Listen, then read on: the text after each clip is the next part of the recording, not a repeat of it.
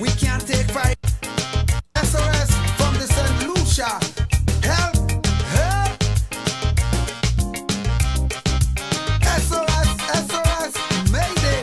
Mayday!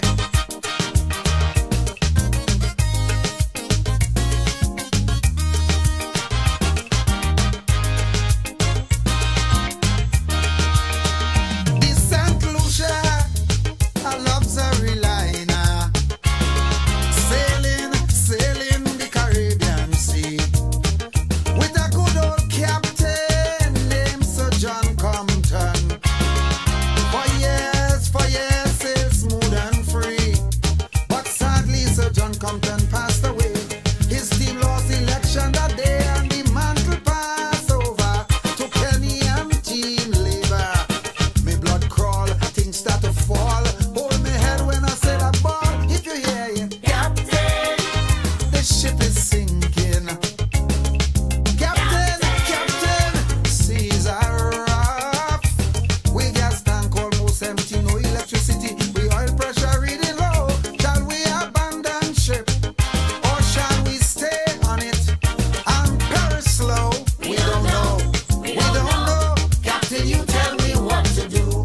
We don't know. We don't know.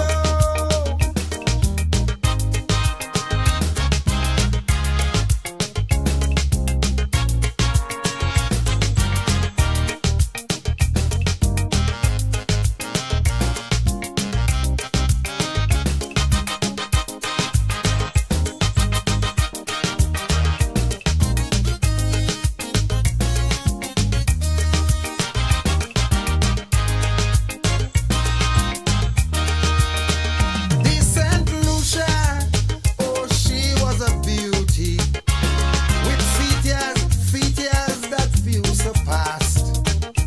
And in her day, she sailed majestically. There were few in her class. Faithfully, she fulfilled her sailors' needs, but labor was overpowered by greed, and so they pilfered slow, causing scandal and row. Now things look dull. She's at a lull. She could barely sit on a hull. Half we balling. Captain, the ship is sinking. Captain, the seas are rough. We gas tank almost empty, no electricity. We oil pressure reading low. Shall we abandon ship, or shall we sit on it and perish slow? We don't know. We don't know. Captain, you tell me what to do. I say no. Captain, you tell me what to do.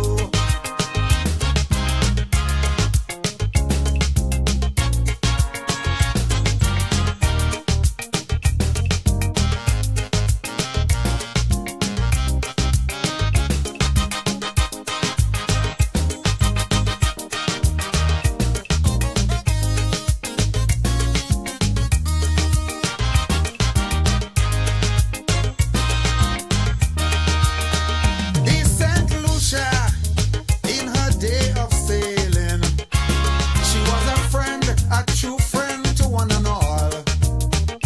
And in her day, she sailed majestically. No government doing bubble. And yes, well, she always did her best to help out those in distress. Now she don't have money. We have to beg Joffrey. Labor boys don't share, none of them care. We must vote them out, I declare. Captain, the ship is sinking. Captain, the seas are rough.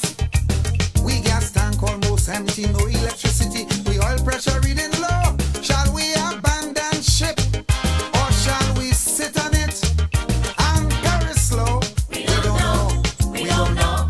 Captain, you tell me what to do. We don't know. We don't know. You tell me what to do.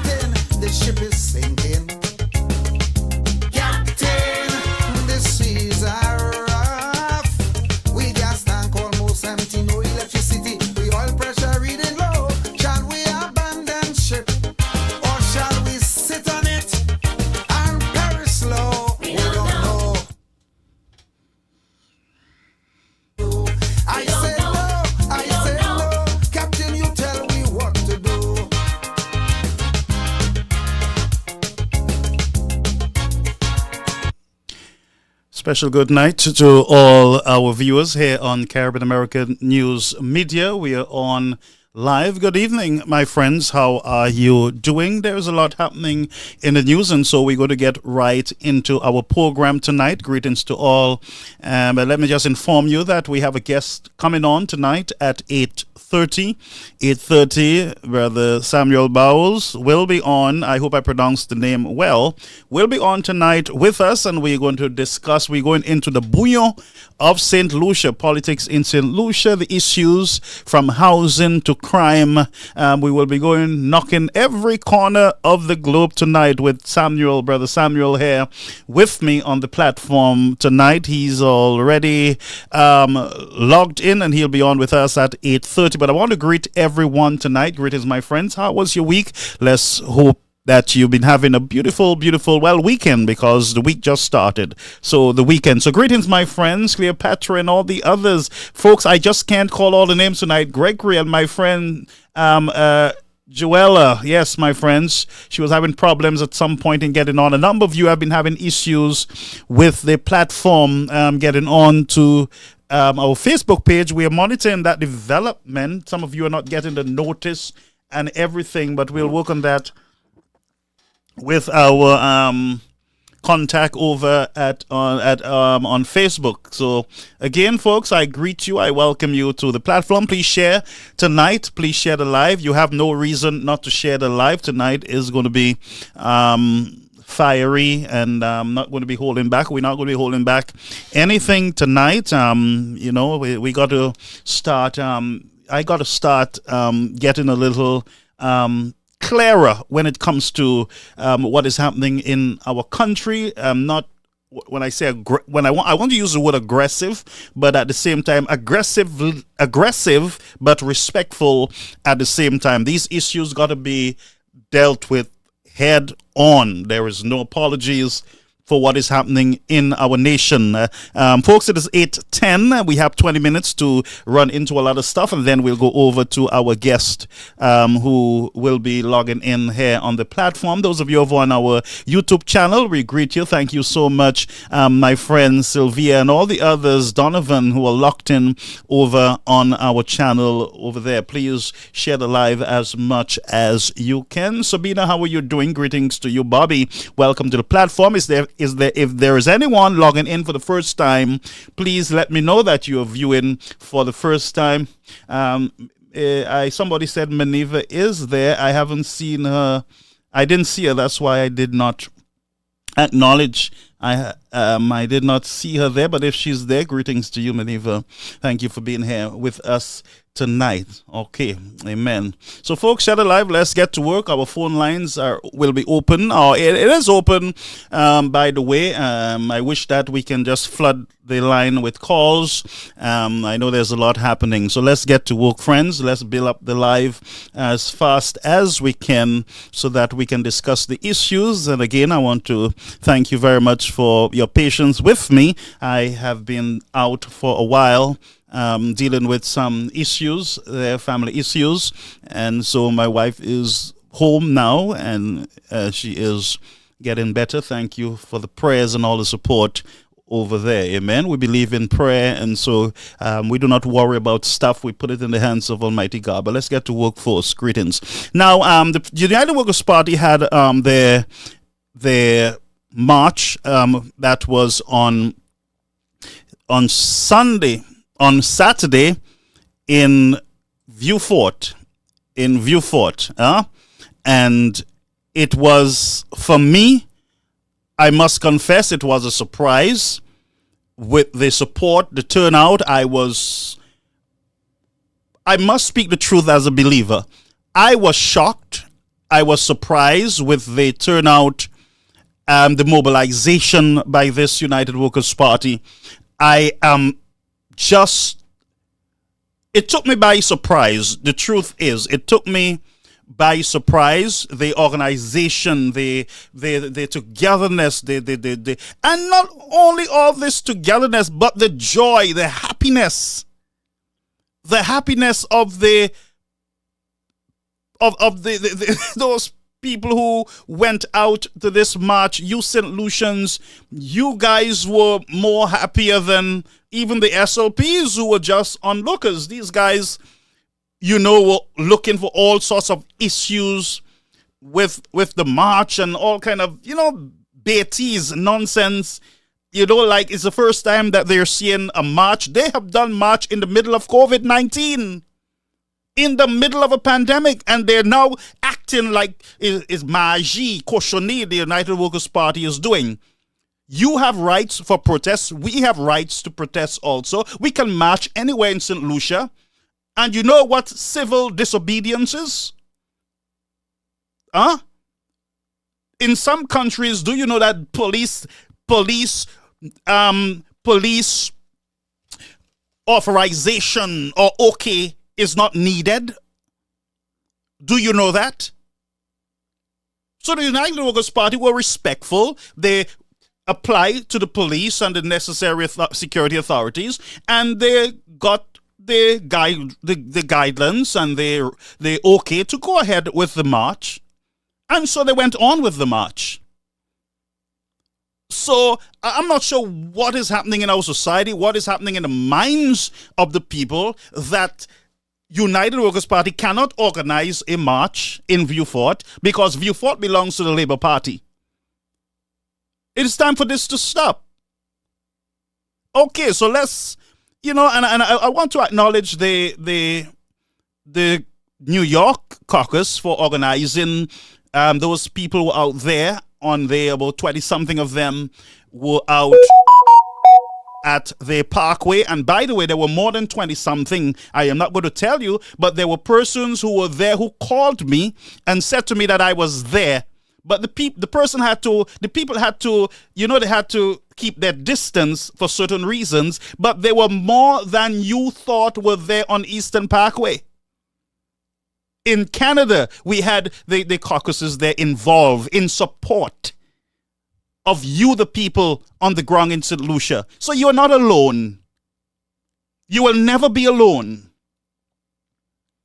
And this is our pledge to you that in this fight, you will not be alone.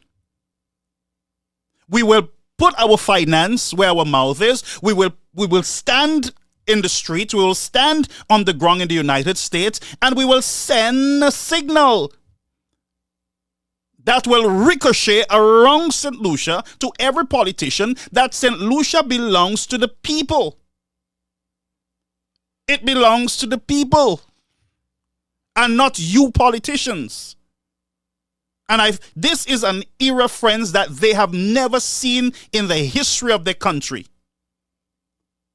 And those who believe that they were bullies and people are afraid of them, the people have spoken and they have decided that, look, there is no bully in the country.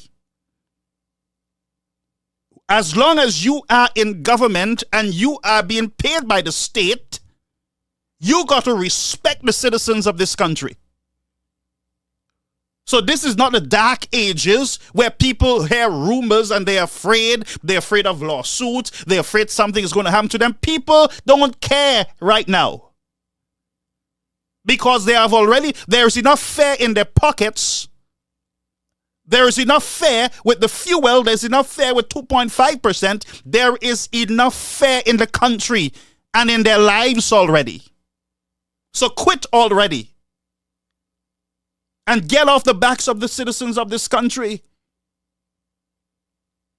It is a shame that government ministers, and let me show you something.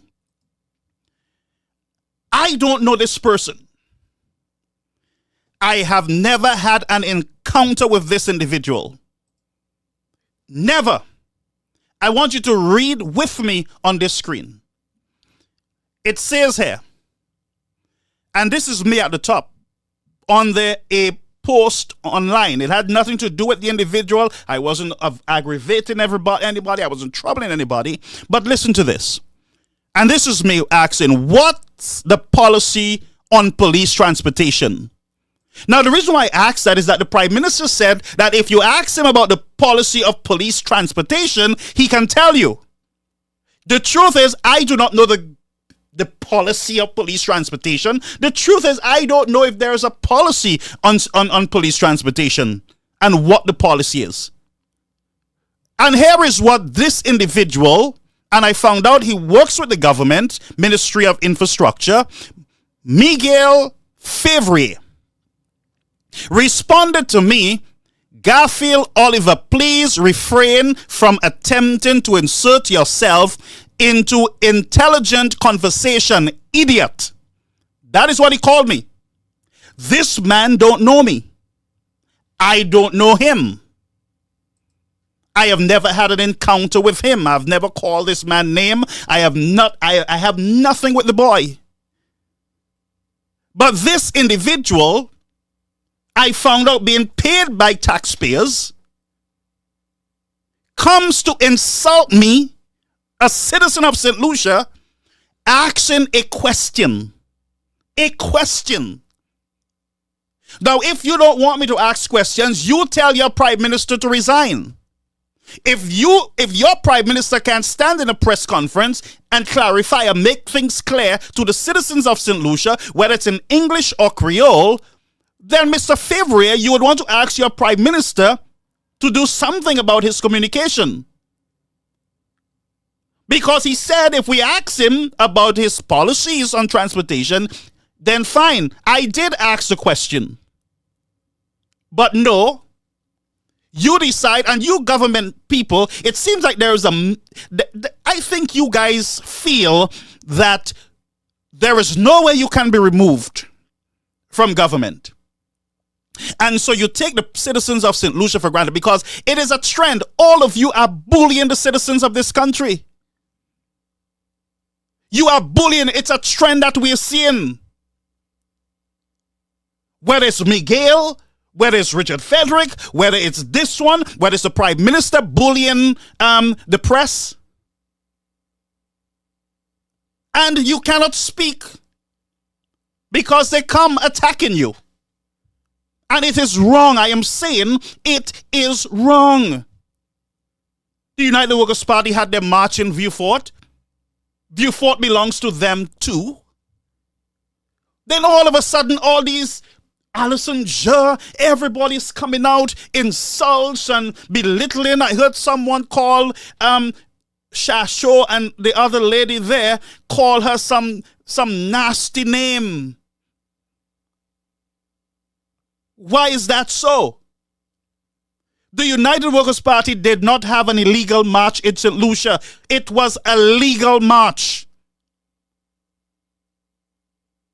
It was a legal march. The only party in St. Lucia that have conducted themselves badly in marches is the Labour Party.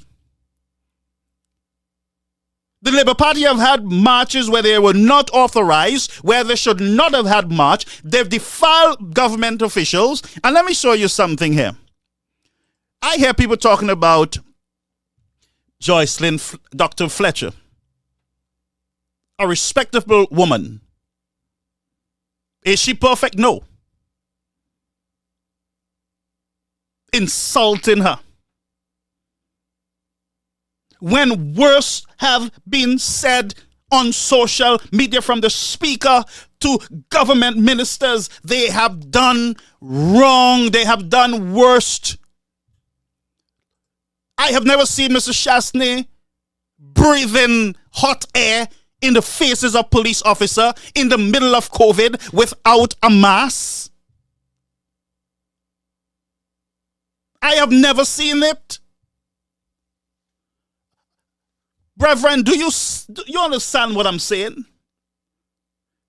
Do you see the hypocrisy in your country? No wonder the citizens are fed up. Let me show you another hypocrisy. Listen. Is when the Royal St. Lucia Police Force is doing their job and leaders disrespect the police. I have an issue with that. And I think we need to demand of Joycelyn Fletcher and Alan Chasney to apologize to the Royal St. Lucia Police. Now, hold a minute, Lisa. Now, I have no beef with this young woman. But my God, What is going on with you? What's wrong with the Labour Party? Always need an apology. Always, you have to apologize. The UWP have to apologize. Every time the UWP have to apologize, the St. Lucia Labour Party apologizes for nothing. You all realize that? These fellas apologize for absolutely nothing. From the sale of the seabed, from the destruction on our roads, from our hospitals, they apologize for nothing. Nothing in the country. Kenny Anthony have not apologized to View Fortunes. And I put this St. Jude issue on the back of Kenny Anthony. Because if St. Jude Hospital was in Dennery and I'm the representative of Dennery, I would ensure that something happened at that hospital. And it does not cost us almost $500 million. I'm the representative. But they have not apologized. But here, what is she apologizing for, really? Let the woman speak. But Joycelyn Fletcher, a former ambassador of the United Workers' Party, is on camera saying, take the names of the police and take the photos of the police. And when we come into government, we will deal with them. United Workers' Party has to apologize. And when Senator Allison just say, arrest him, guess what? She famous on Facebook now because they want to say they coming for her. My dear people, my dear people, permission was not granted to you to have a match today.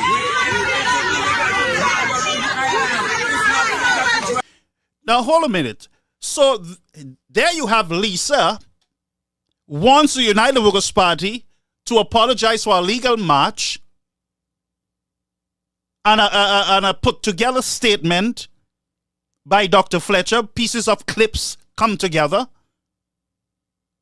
Wants Alan Shastney to apologize, the United Workers' Party to apologize, and want Miss Dr. Fletcher to apologize. For what? And I'm showing you the hypocrisy, friends, and we must call it out. I wish that we can be on this Facebook thing for the rest of the week calling these bluffs. And I would say that there should be no apologies made to anybody until the St. Lucia Labour Party apologizes to the police during COVID and the wardens and the many families who buried their loved ones because of their march. Buried their loved ones because these fellas violated every COVID rule.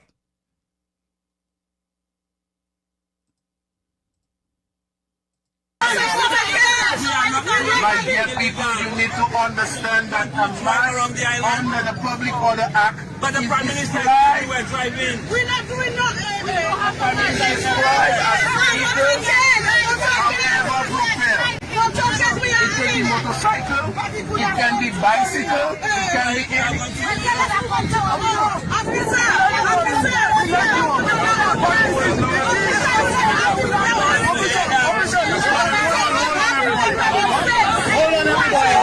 People, I just got to cul-de-sac. I'm about to board another vehicle, and there's a block.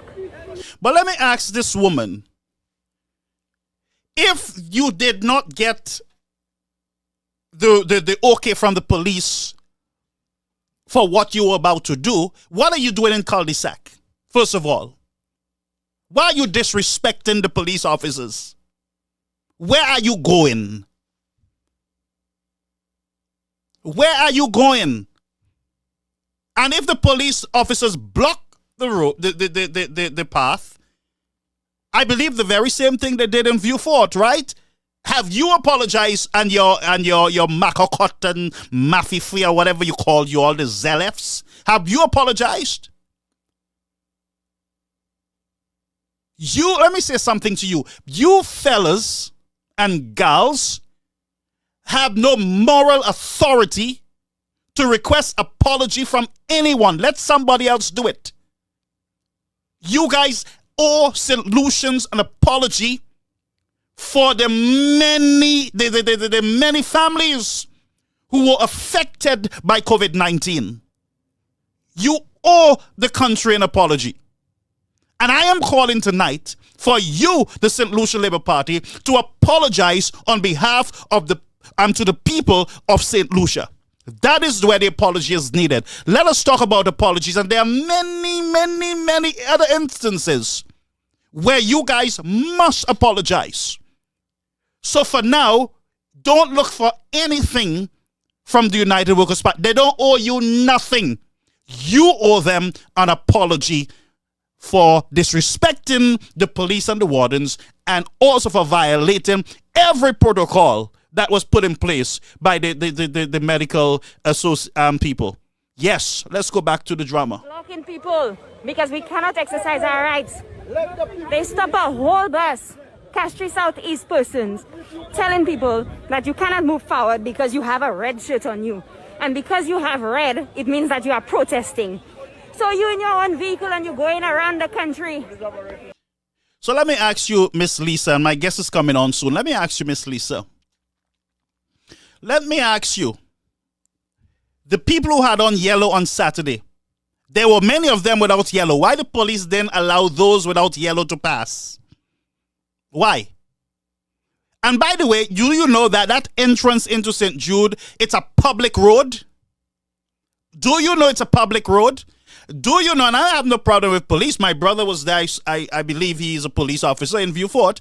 But do you not believe that the police could have secured the entry to St. Jude's that's closer to the security gate to prevent anybody from getting on the compound and allow the people to go in on the private?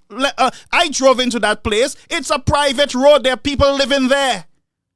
So if we want to talk about fairness and common sense, of course we could have done it. But guess what happened? The leaders of the United Workers' Party asked and they urged their supporters to turn around and obey the police officers. We did not hear that at any of your marches. You were in their faces. Many of your guys got arrested. Trisha and all the others challenged the police. Were in their faces accusing them of all kind of thing. In the police, in their faces, with the illegal protests that you guys had around the country. You were in their faces. And today, the United Workers' Party did everything right. And you want an apology? My recommendation to you is to sit down. Sit down and think for a moment of what you did. And not only that, after the guy violated COVID orders and the police, the Prime Minister came in and the first set of things he did was to free them fellas. Nothing to see here. No apologies to the police, you know. The police carried out their duties. They did what they had to do. And your government spat in the faces of the police officers. And if it was in another country, it would have been a different story because there would have been a lot of lawsuit geared at the police and the state, because if the Prime Minister is saying that nothing illegal was done, then you open up police officers and the state to lawsuits. Why did you erase all these records of violations? Why? Huh? Anyway, let's have finish. And police want to stop you from exercising your rights to stand up against a government with its knee on your neck? That is ridiculous. Oh, I bring it. This is what is going on. This is what is going on. Blocking the road. Look, the police. Look. Why is the police blocking the road? That is what I want to know, Mr. Prime Minister. Tell us. Now, this is the same woman who wants the United Workers' Party to apologize. She's asking them, the authority,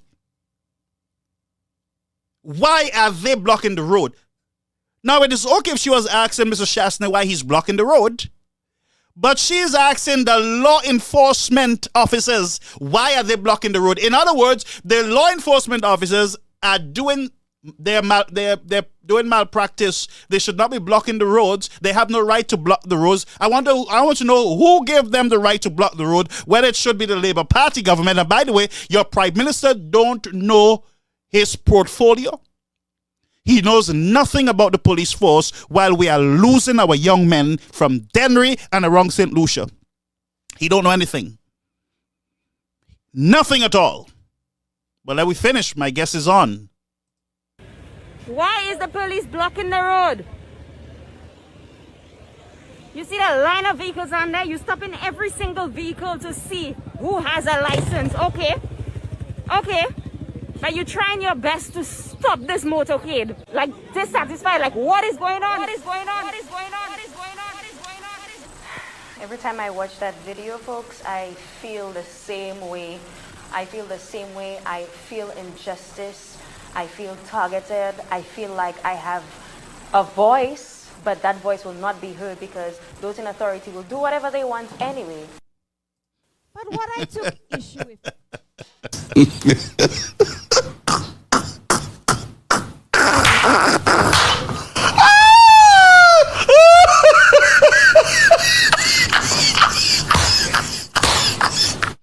Listen to me. So, Lucia, let me tell you something. You saw that emotional, psychological game? I feel so violated. I feel so bad. I feel like I didn't get to exercise my rights. Those in authority. Now, is the police she's talking about, the same police who are in Vieux-Fort, she's talking about not the regional security, people.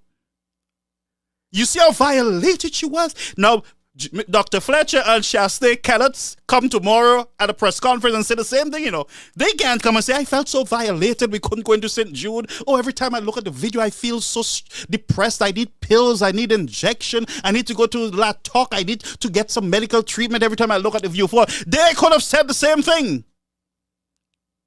So I show you, friends, the hypocrisy that exists under this Labour Party government in your country.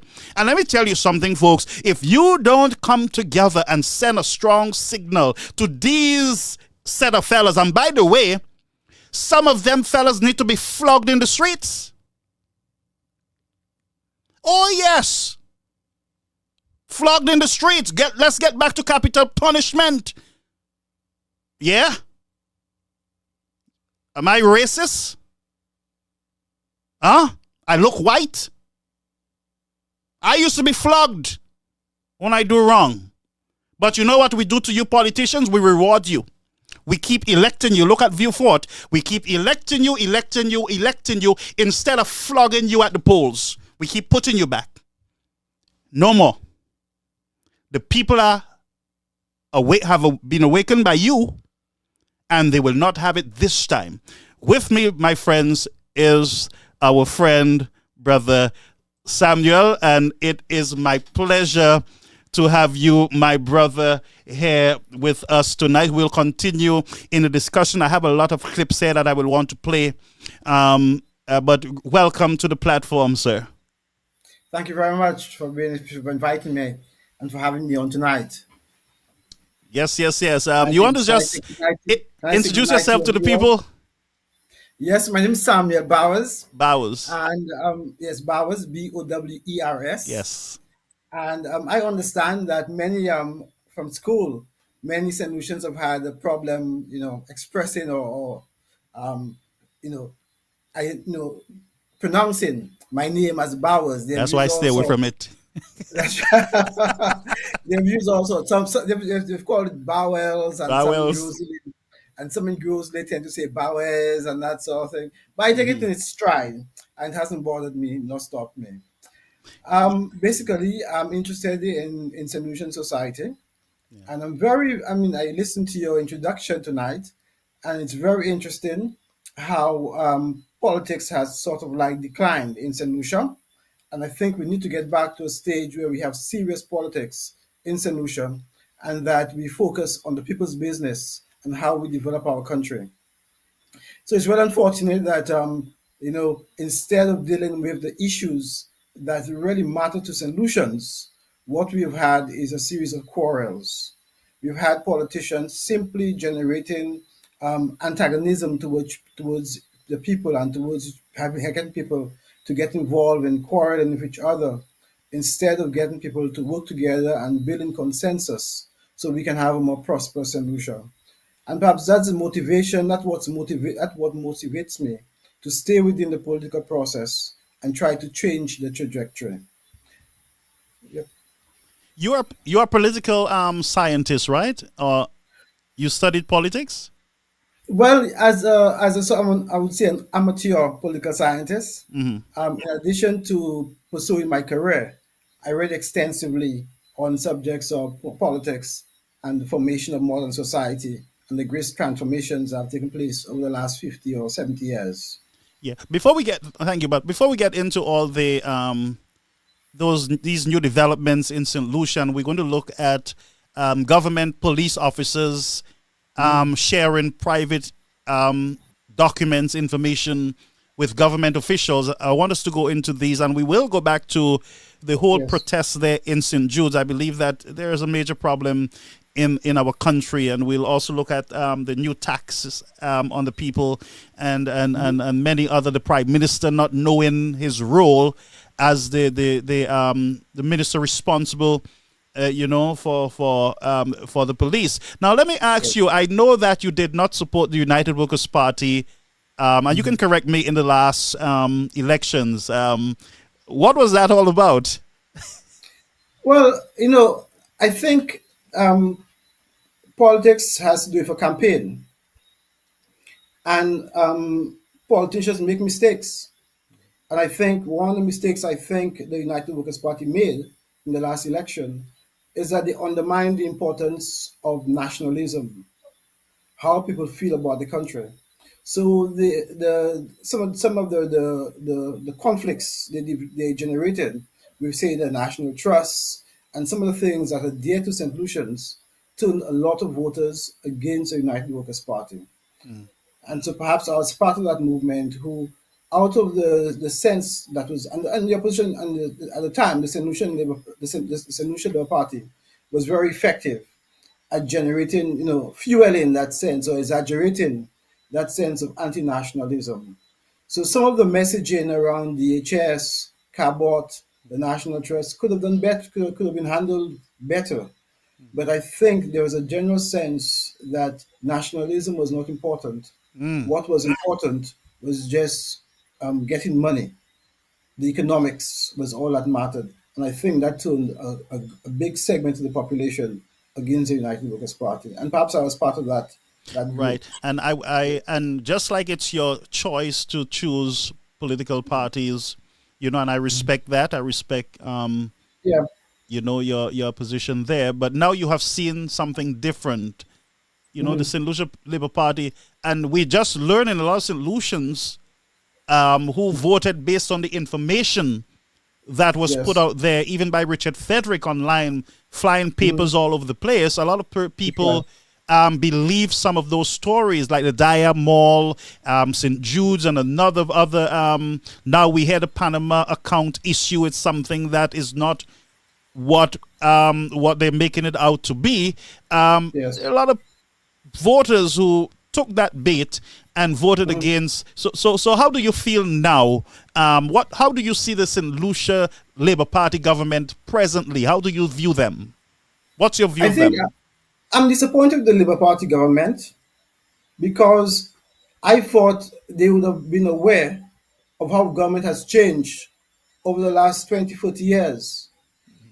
I thought they would have appreciated the entrepreneurial thrust of government and that they would have come into government with a reforming zeal, with the ambition of strengthening our institutions, with the goal of putting power back to the people, empowering ordinary people to take charge of take responsibility for their lives and to participate in the transformation of St. Lucia.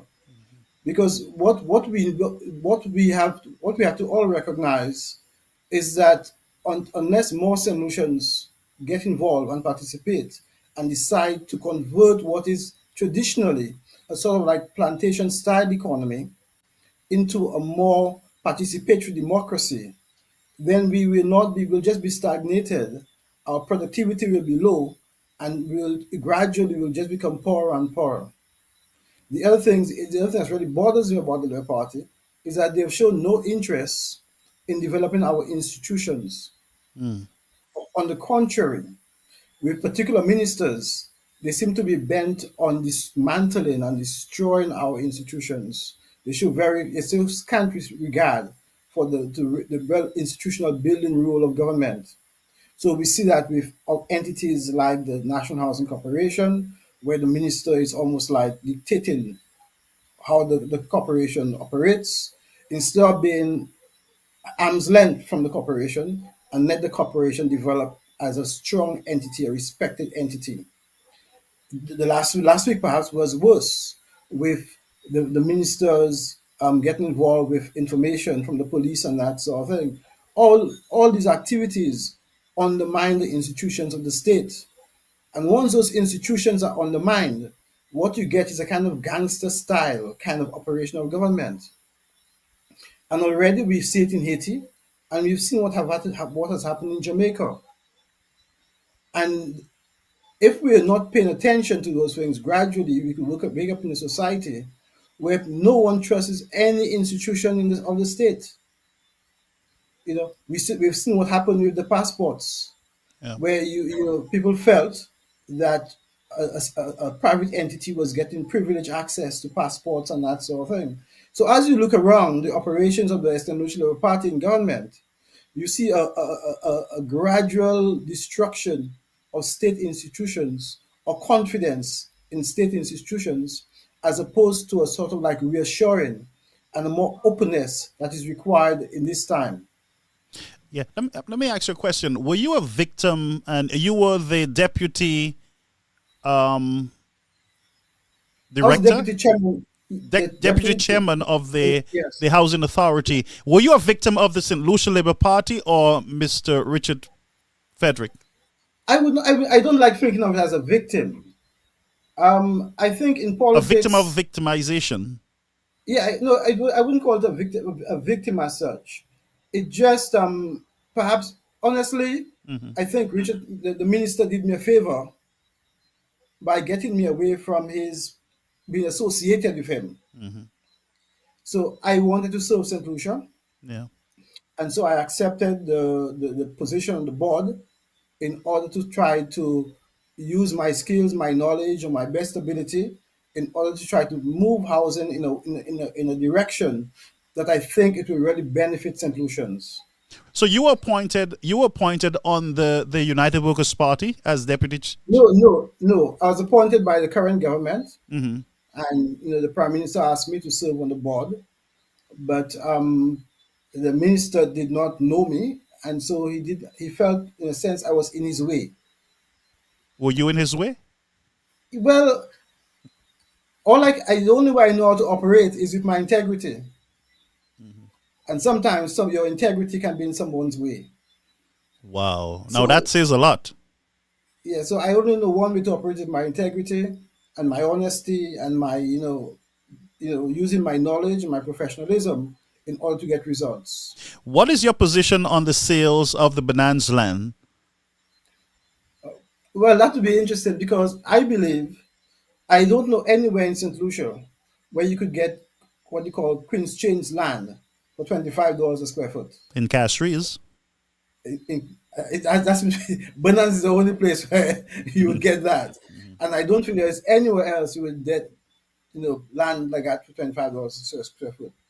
In addition to that, I think if you watch the reason for buying for disposing of the land, you have another issue there.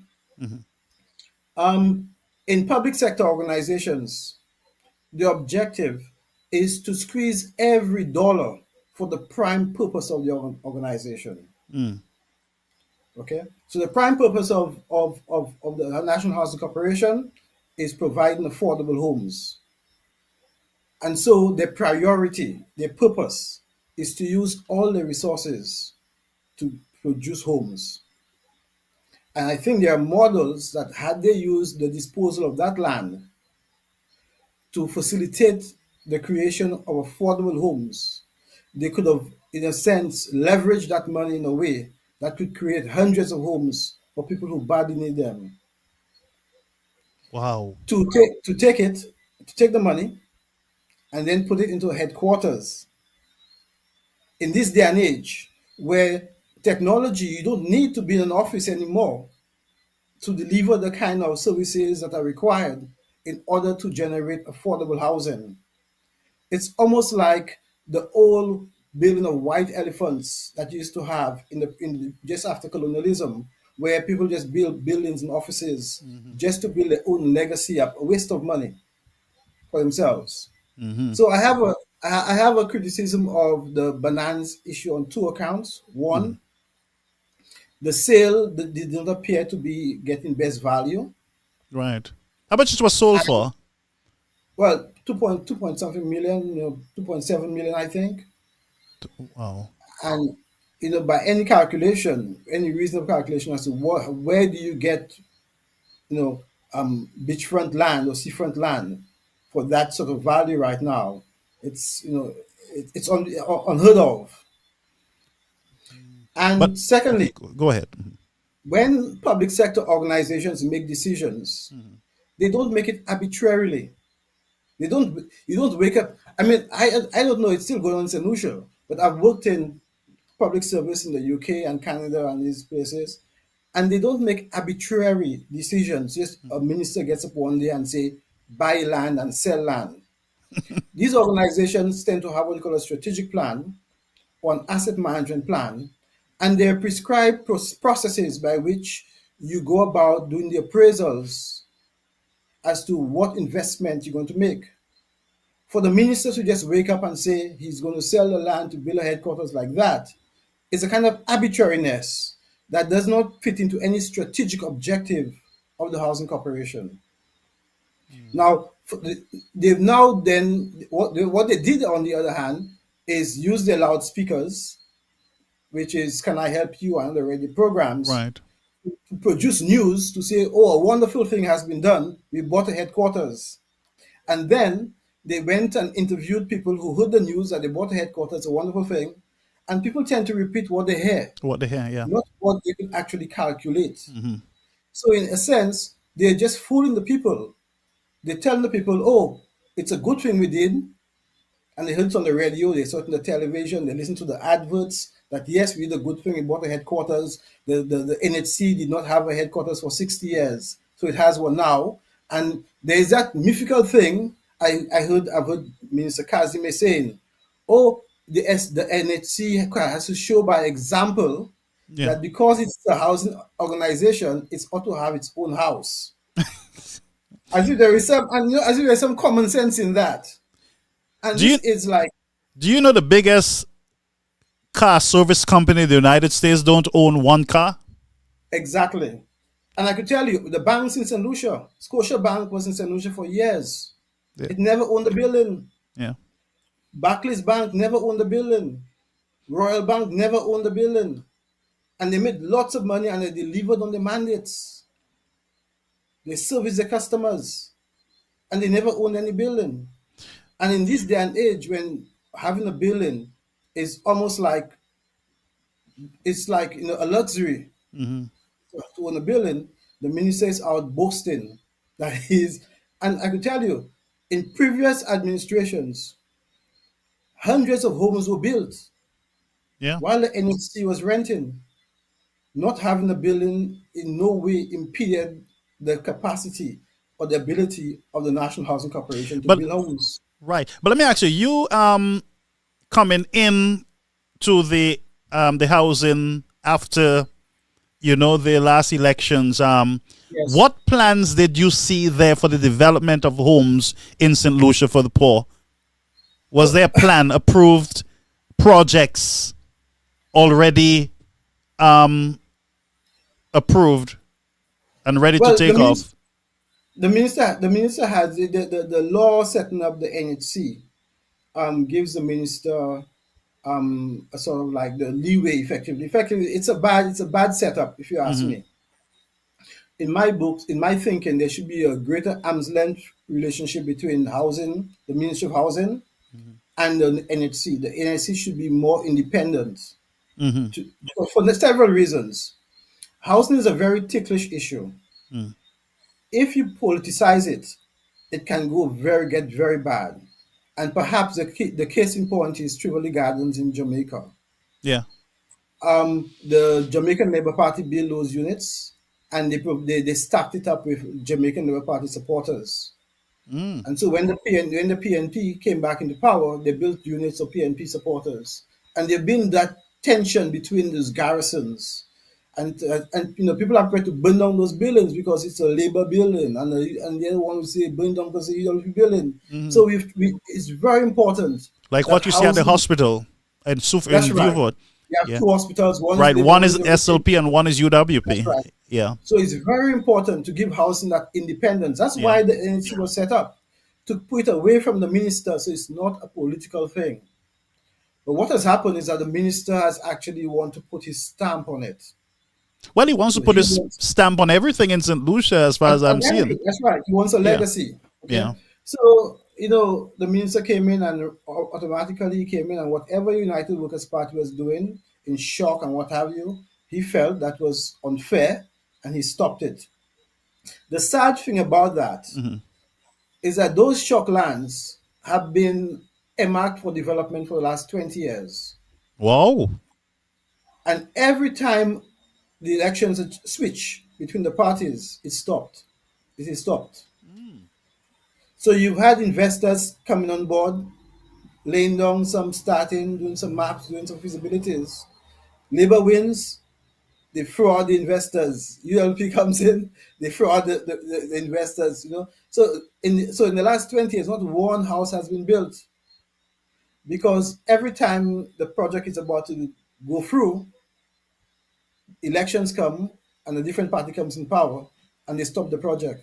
But let me ask you, there was some controversy, I believe sometime last year, concerning statements made by the housing minister that he cancelled some contracts with developers because there were no approved planning. Well, it subsequently turned out that wasn't the case. So let's just clarify for our listeners. So the Minister of Housing went on national television and radio saying to St. Lucians that he cancelled a contract for the development of somehow, was it a housing scheme or something? Yes, there was some housing development in the Shock area, yes. And he said he didn't have plan permission. But in truth and in fact, I don't want to get too deep into this, but I could tell you, the minister and some of the things I've seen,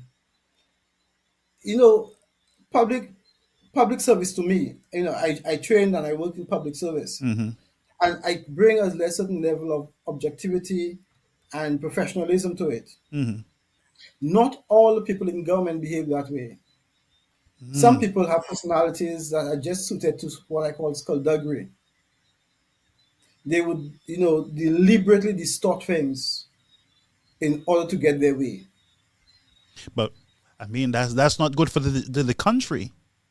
Definitely, that's not good. No, that's why I say the problem we have now is the way our institutions are being undermined by these characters being in government. They are undermining the whole fabric of the public service. And it's going to create a very dangerous situation where you cannot distinguish between public servants or public service management and gangsterism. They bring in the techniques that they learn from the operation of gangs into government. So you have individuals walking in who have relationships with the minister, walking into ministries and having access to all sorts of documents and papers. Some of it belongs to private individuals. We will get back to the housing, seeing that we're talking about minister having documents that he should not have in his possession. Let me just play this clip for a minute and we'll be back. And all what I say, I have a file big so. You know, I have a file big so. Because the police officers just started feeding me with the information I needed. Okay, so Yeah.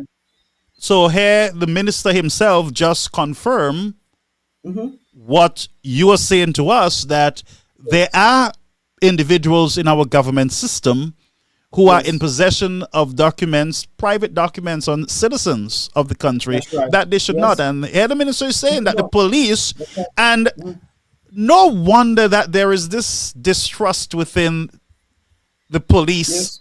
and not only the police services, but there are other government services like the legal system where That's right, yes. people, I mean, people are just, Well, know, people feel Go that, because they are not respecting the traditions of the public service, that, you're no longer protected in this society. Anyone, you go into a government department and you request something, or you make something, or you register something, yeah. and that before you know it, it's given to your competitor, or you may make an application for something, and so the information is distorted. And the government has a responsibility to reassure citizens that that's not happening, to explain what the checks and balances are, to protect citizens from that sort of behavior. I think last But week was a bad week for the police, the citizens of Yes. St. Lucia, because now the citizens are saying, look, if the minister can just make a call and get a right. whole pile of documents on private citizens, one, he's not acting as their lawyer. He's not their legal representative. What is he doing with documents that he should not have? Well, So he's I am probably- scared for St. Lucians. Well, let's take it another level. Does the minister actually get involved in who gets apartments? Repeat. Could you repeat that again? Does the minister get involved in who gets NHC apartments? Is he involved in directing people to go to a particular apartment or a bigger apartment? All these are the questions we have to start asking. And perhaps we need some kind of review of the minister's role in government. Because if you walk around, you may get all sorts of allegations against the minister. And somebody ought to really take a look as to how has the minister been behaving. Oh my. You know, My, this The- is- and for the minister to be so brash to actually come on TV and say it, and somebody has to reassure the public that the minister hasn't gone rogue. Well, I don't know what to say. It's from his mouth, the man. And by the way, even during the SLP time in opposition, this brother was getting a lot of private documents and government documents from the state, and people were like, how is this happening? So every time the prime minister gets out of cabinet, they make a decision there, they sign a deal. Yes. By the time he leaves that building, those documents are already in his hands. That's right. And if the prime minister endorses that kind of behavior, then the proper way to do it is to have a Freedom of Information Act Yeah, that make access to all that information That's right. available to everyone. that's right. You cannot have one minister or one person have access to all that information and nobody else have access to it. The rules were not meant to be operated that way. And St. Lucian should not be accepting that. Either you have a Freedom of Information Act, that means all cabinet papers and all internal papers is exposed to everyone. That's the rule, that's a culture. But you can't have what gives that particular minister that kind of privilege in our society. Just because he can bully people, or just because he operates on a different set of rules that we're not prepared to say these rules are not acceptable in our society. But let me ask you a question. You might not, you don't have to answer it. Yep. Why are there so many St. Lucians who are afraid to speak against this individual, this government minister? Well, people like to live their private lives. Citizens citizens are not trained or encouraged to be vocal and get involved, get into the public sphere. They have their family, they have their children, they have their careers, they have their mortgages, they have the private relationship. And by and large, most citizens in any society just want to live their quiet private lives. There's only a small section of the society that will get involved in politics and the public domain. People want to, go to work, come home, not have to worry, spend the time with their family, and they don't want to see their names on television and on the newspapers, on the radio, and these sort of things. Because That's what and you might be right there, because what I have observed is those people who really speak against Mr. Minister are those like Meneva Ward, not in the country, or Mr. Charles, who don't really care about anything. And these seems to be the loudest out there speaking up and challenging the minister. The other problem you've had in St. Lucia is, and I could say it because a lot of people have mentioned it, is that there seems to be a culture or a system of contract killings in St. Lucia. Wow. And I mean, Interesting. Mr. Morris was shot. Nobody knows what happened. And a lot of people have walked up to me and tell me, be careful. In fact, I've been, perhaps it must have been a joke, but some people, when I've gone into a building, they jokingly say, boy, I'm getting away from you. I'm not standing anywhere close to you. Because the things you're saying and the things you're doing, I'm afraid of being shot. So in St. Lucia, you have that fear that people have been shot in mysterious circumstances and that sort of thing. And they believe that certain politicians, and the impact report said it, that people are being killed because of politicians and that sort of thing. Well, I read the impact report. I say it publicly all the time. I was able to read it, and I look forward to the Prime Minister and the Attorney General bringing a closure to this impacts report. And I know it's going to cause some serious problems in government and in St. Lucia on a whole, when you look at the names and the things that you're hearing, reading in that report by from the Jamaicans. I'm really sad with the Prime Minister saying impacts is not your business. Oh, let's go to that clip, as you said. Let's go over to the Prime Minister. Minister for National Security.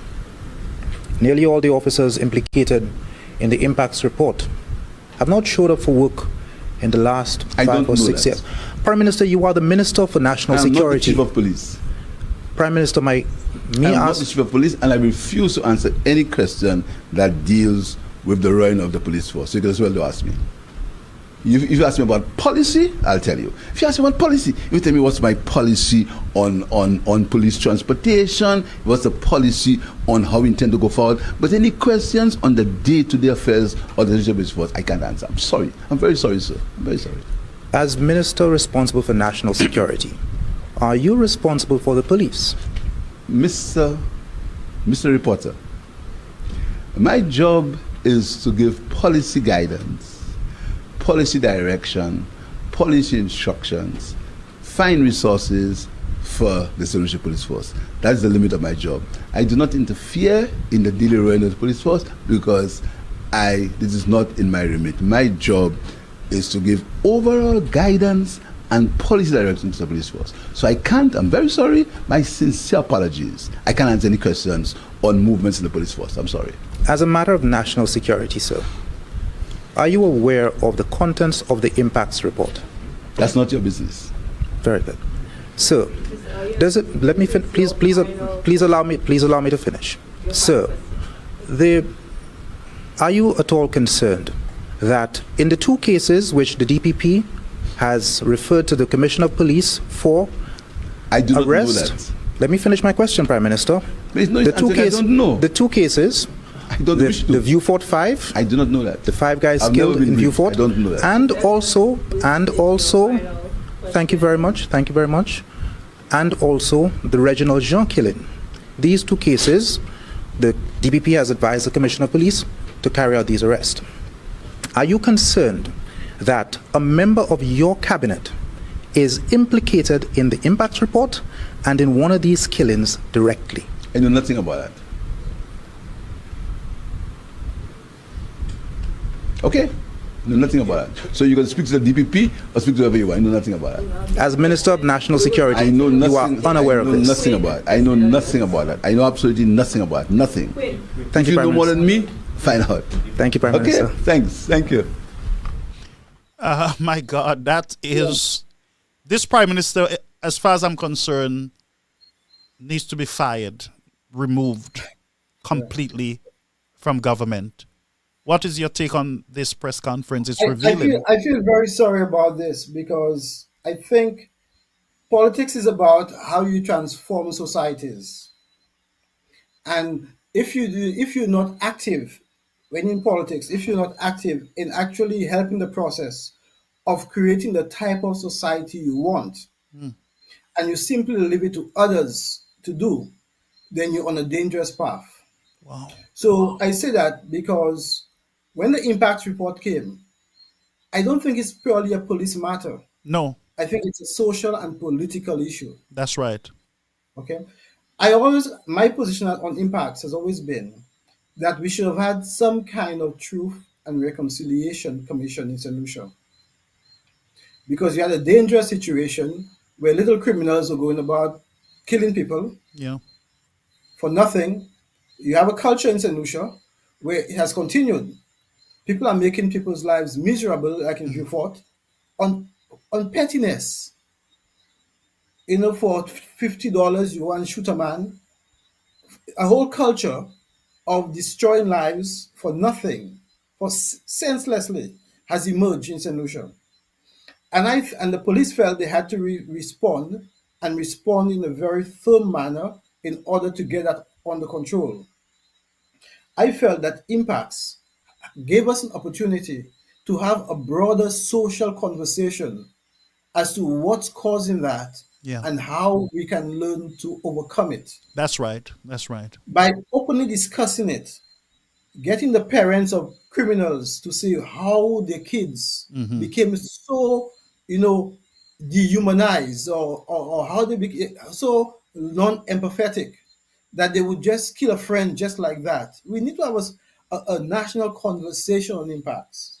How did the police get to a stage where they just put your name on a list and they would shoot you or get rid of you? And who authorized it, really? Who authorized it? I Yeah. once heard a police officer saying that a way to get rid of crime is just go and kill the criminals. Wow. And to me, how did the police come? And it's a theory that they had that if there's crime in an area, all the police has to do is identify the criminals and kill them. Wow, wow. So I that mean, is one of the if I take a policeman's girlfriend from him, I can be on a hit list then. If Because that's the then the Hitler mentality. is right. That's right, because people don't understand how those simple solutions can easily be corrupted. Okay, so it sounds like a simple solution, but they can easily be corrupted because of the dynamics of society and because of the lack of those sort of social values or ethical values that are not embedded within the culture. So to me, impacts was a great opportunity to heal those sort of or to prevent those sort of things from happening by having a national conversation about it and turning the culture on it. Because what I see in the report and the reaction of the Prime Minister in that press conference, I see a Prime Minister who is scared. Once he hear impact, all his hair is gone off his head. Yes, It's and like a very scary sad. thing for him that And he it's don't very want to deal sad. with it. It's very sad that he said the position on impacts is the same as it was on the 26th of July 2021. It means that he has this burning issue on his desk that he hasn't paid any attention to. Yeah. Or he did. And he's probably making a separation between the 60 murders we've had, homicides we've had this year, and he's able to compartmentalize that perhaps it has no reference to impacts. When to me, impacts gives a culture that perpetuates those homicides. And the And we have to gangsterism in government too. That's right. Yep. And we have to deal with it. It's something the country has to face up to. And the longer we fail to face up to the culture that makes someone just turn up with a gun and shoot someone for petty reasons, for their views, their opinions, for their jealousy, for the nonsense that people have been killed for. We have to, as a society, face it up front. Otherwise, it will destroy us. Because I see something happening, and as I read the impacts report, I strongly believe that if the Prime Minister would make the slightest statement on it, that it would embarrass his cabinet, because there are 2 or 3 individuals who sits in his cabinet whose names are called or who were fingered in this report. So I believe this would have been his best reaction, what he did, by saying, I don't know. That's not your business. Whose business it is? It is sad because we've spent a long time trying to get civil public servants to, in a sense, don't take the view that they sort of like the focus is on the customer. They're trying to help you.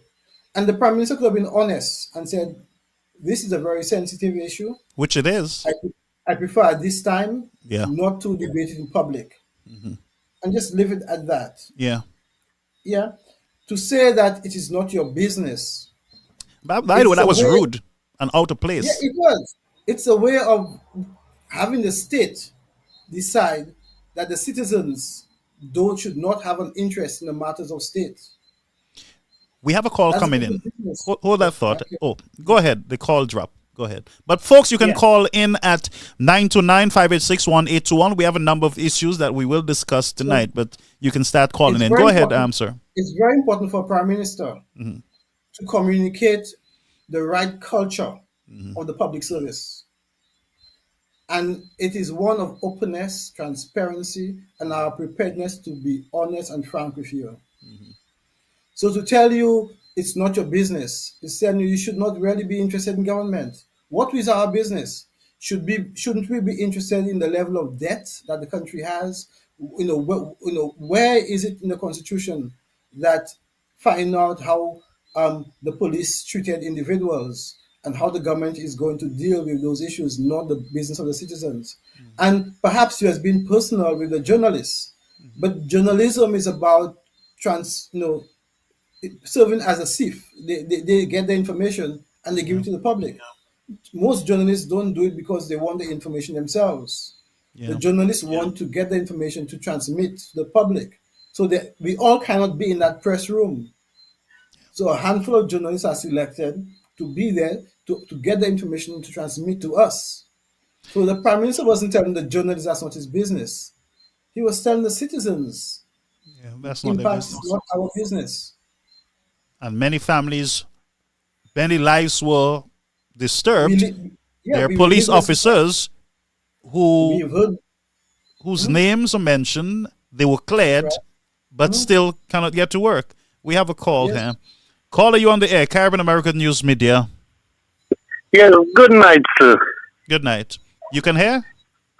Mr. Bowers? Yes, I could hear you loud and clear. Yes, Garfield. Go ahead. I want to say good night to your guest also. Good night, mister. Yes. Good night.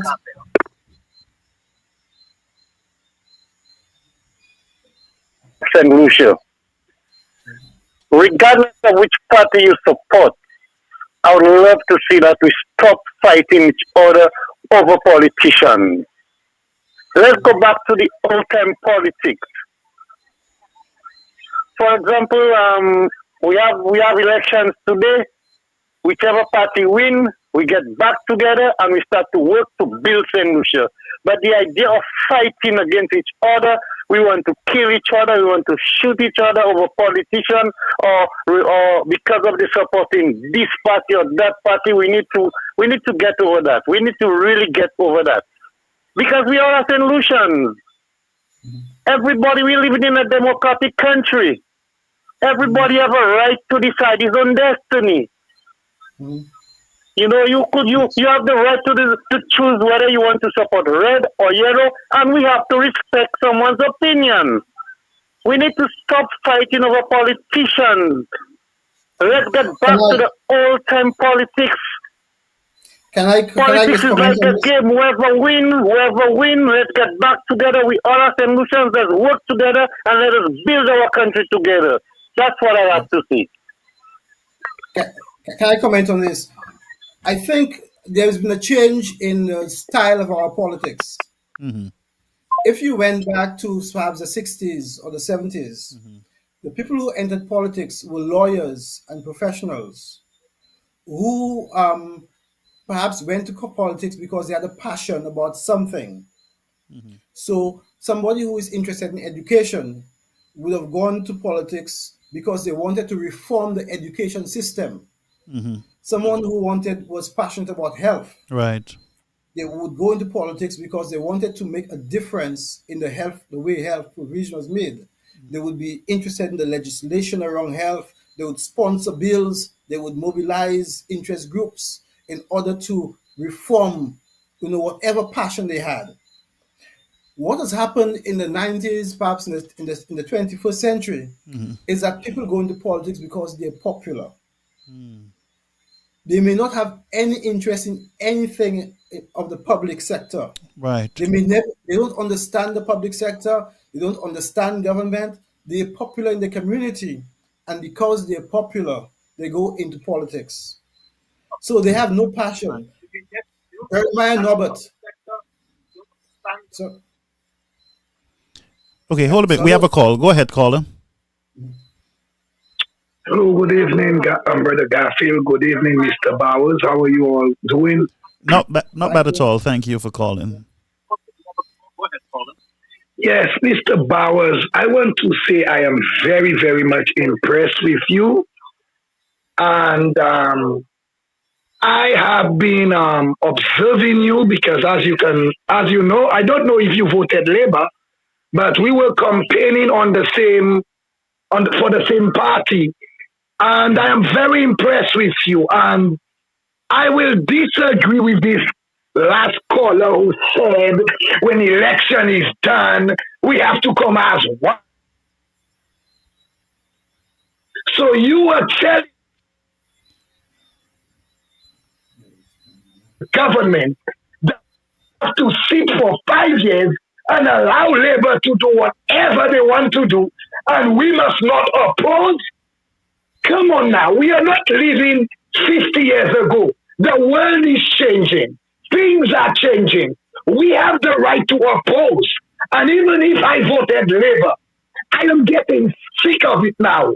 To see some flubos are still criticizing people like me, people like Bowers, and other people who wants to come on. I am sick of it. Y'all cannot win an election alone. That thing, y'all keep throwing it in our faces, telling us, oh, we were the ones who caused that. Hello. People have a right to vote for who they want. And if they realize they make a mistake, are you trying to tell us, get away from Flubber? Are you trying to tell us, do not come on board? I got them sick of some of the comments. Flubber don't belong to certain people. As a citizen, you have the right to vote for who you want. Yeah. There are people that will call themselves Flubber, and they will vote every election, no matter what. But still, there are people that are Labour, and no matter what, they will see what Philip JPA is doing, they will still vote for Labour. So, do not come here and try to criticize people like us that want to come and make a difference on Flubber. Because every time I hear that, it just pisses me off, honestly. Because you want to use that against people. It's wrong.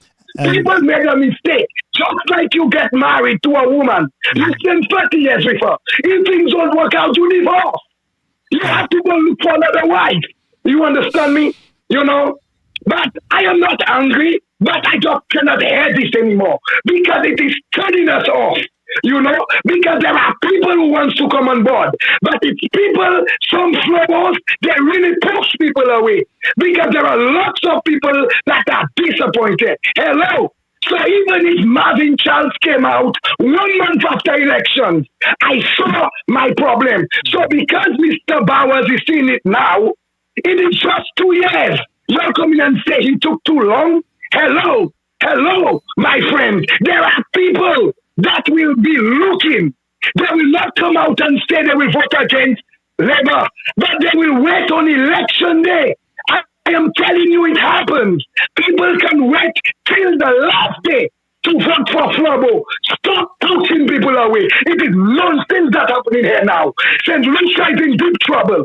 You need to open your arms and invite people to come in. You cannot win an election with Flabos only. We need the levers that are sinful through the sins of the SLP. Stop pushing them away, okay? Stop pushing people away. And that's my contribution tonight. Thank you so much. Any comment on that? I support the Mr. Charles that this is not a time for us to give mapui to those who were former SLP, who voted for the SLP.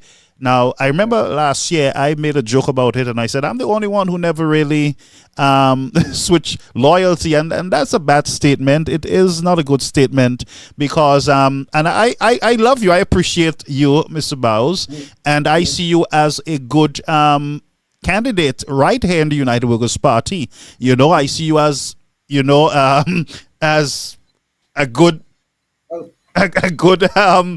you know, help, because the United Workers' Party will need all the support to get them out of this mess at the end of it.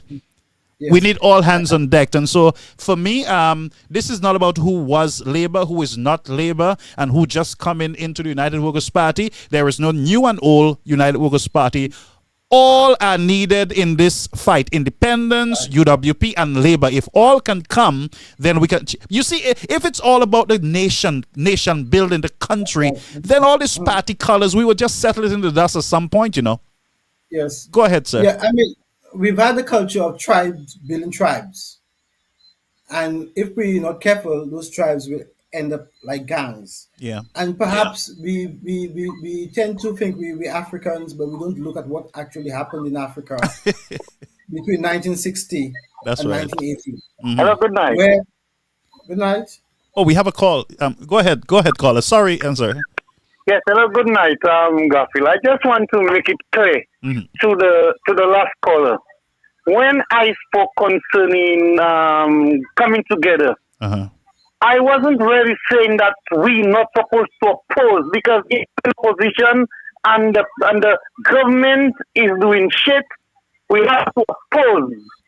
Yeah, you need caller. Yes, I understand, but yes, you need a strong opposition and a free press in any country, any democracy. There is nothing wrong. I am in full support of the strong opposition. Yep, you need a strong opposition. Because I was in full support of the Martin Viewfort. Okay? Yeah. What I was talking about the violence. We need to stop violence among ourselves. Yes, we need to stop it. Among ourselves for the politicians. Yes, we need to. But in terms of strong opposition, I am for that. All right. 100%. Thank you so much. Thank you for calling back to clarify. Yes, sir. Go ahead. Sorry about that call. I think I cut you off prematurely. Go ahead. So we right now, basically, in the 1960s, developing states, particularly those post-colonial states. I mean, sorry for being academic. They always accuse me of being academic. But the history is that the states started trying to develop the institutions, and they had a thrust towards development.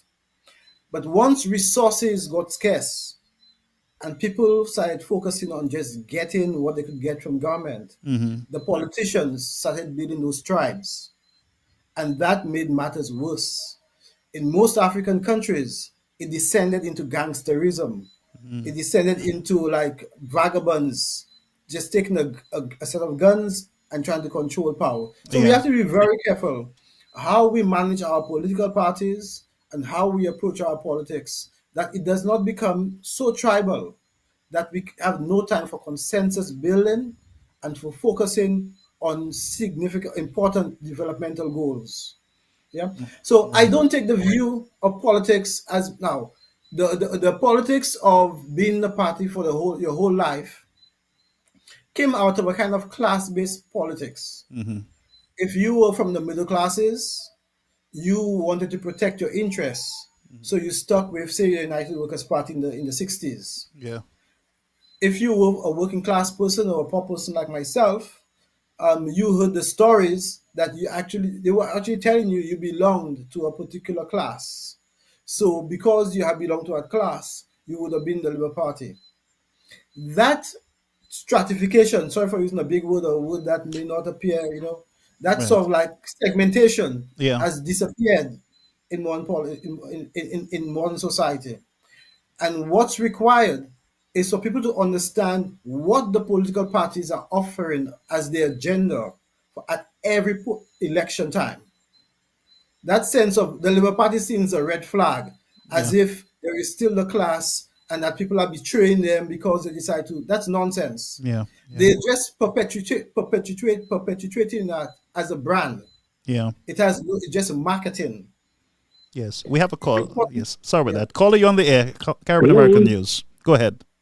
Yes. Good evening, Pastor Oliver. Good How are evening. you? Good evening, my friend. Not bad at all. My guest, Mr. Good. Bowers. Yeah. Good evening to your guest, Mr. Bowers. Good evening. And to all your listeners and viewers. I've been how would I say it? I've been an avid, not follower, but I read a lot of what Mr. Bowers has written on social media. Me too. Before the election, as a potential Labour Party candidate. And I've followed him today, where he's now being chastised and ridiculed by, the Labour Party supporters, or hacks, as sometimes we refer to them as. Yeah. And I like his philosophy, especially when it comes to community empowerment and community solidarity, right, for housing development. I'm not an expert in housing at all, and I've never read up about it, but it's very interesting the way how he looks at that, the perspective that he has. And I would like to see it pursued in St. Lucia one day by the next incoming UWP administration, actually. But having said that, I also wanted to comment about, the political maturity of our population. And I listened to you gentlemen talk about, especially Mr. Bowers, who referred to it as tribalism, political tribalism, where we see each other as of different tribes and, enemies. I remember John Compton used the word adversary. Yeah. Adversary basically means someone that's against. But in St. Lucia, we have taken politics to a level where there is so much mistrust of each other. I am thinking that if this is allowed to go on unfettered for the next 15 to 20 years, we will have a failed state. We would have a country, probably have a civil war in St. Lucia with political rivals engaging in violence against each other, and having a complete and utter failed state. And so sometimes I tend to caution, especially those members on our side who tend to view people from the other side as being enemies and being, the language that we use to describe each other, whether it be Labour describing UWPs and UWPs describing Labour. And I thought it may be instructive for me to say something. It might help us. I want to remind people that John Compton was a member of the Labour Party, and John Compton formed the United Workers' Party, and he died in office as the Prime Minister of St. Lucia as the United Workers' Party gentleman, right? Yeah. And he was a Labour Party supporter. So was JMD Busquet and his other brother who was up in Babono. These gentlemen were Labour Party supporters.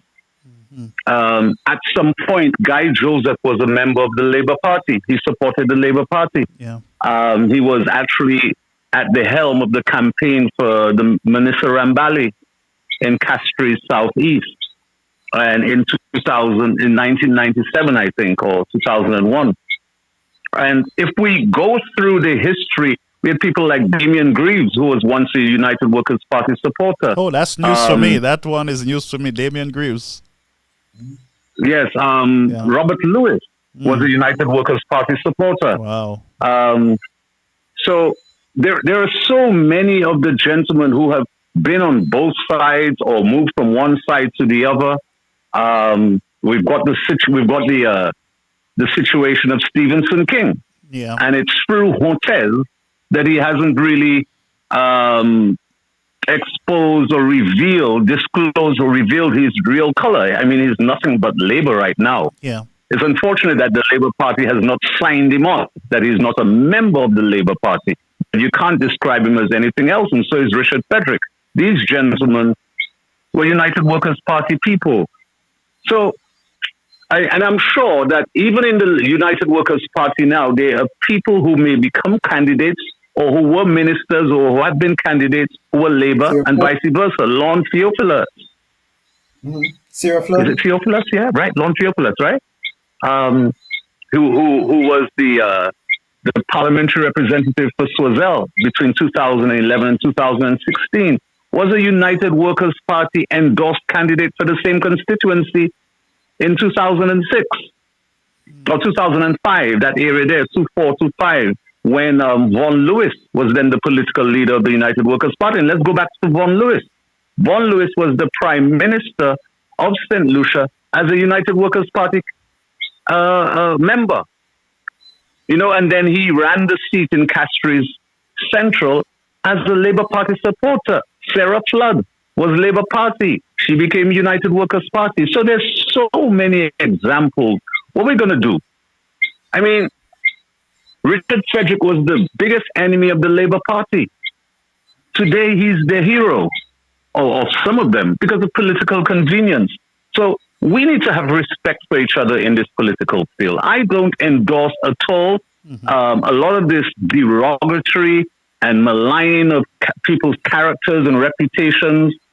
It actually inhibits the progress of our country, the political, economic, and social development of our country, because it causes our better minds, our better people to withhold, to stay away from politics, and they're not able to contribute to the development of our country.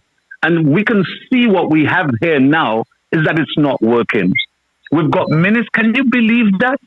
Can you believe a minister of government can be so blatantly and flagrantly, I don't know, all customs and traditions and laws and norms can say on a talk show to the entire world that he's being fed information by the police? And we have not yet had an uproar in St. Lucia that the only people complaining about this publicly are people who right now support the United Workers' Party. So is there a law when you're Labour and there's a law when you're UWP, or there's a law when you're in office and then there's a law when you're in opposition? What's going on in this country? Yeah. That we've got a prime minister whose response, I mean, I've heard people say to reporters and journalists who question them, no comment. Yeah. And that's it. No comment on a particular issue. And that's it. That's it, But to respond to someone by saying that isn't your business or something of that to that effect. Yeah. And then to also lie that you don't know about certain things to do with impacts implies that you should not be in that. You should not hold that portfolio of Minister of National Security or even Prime Minister. Even as the Prime Minister, you should know.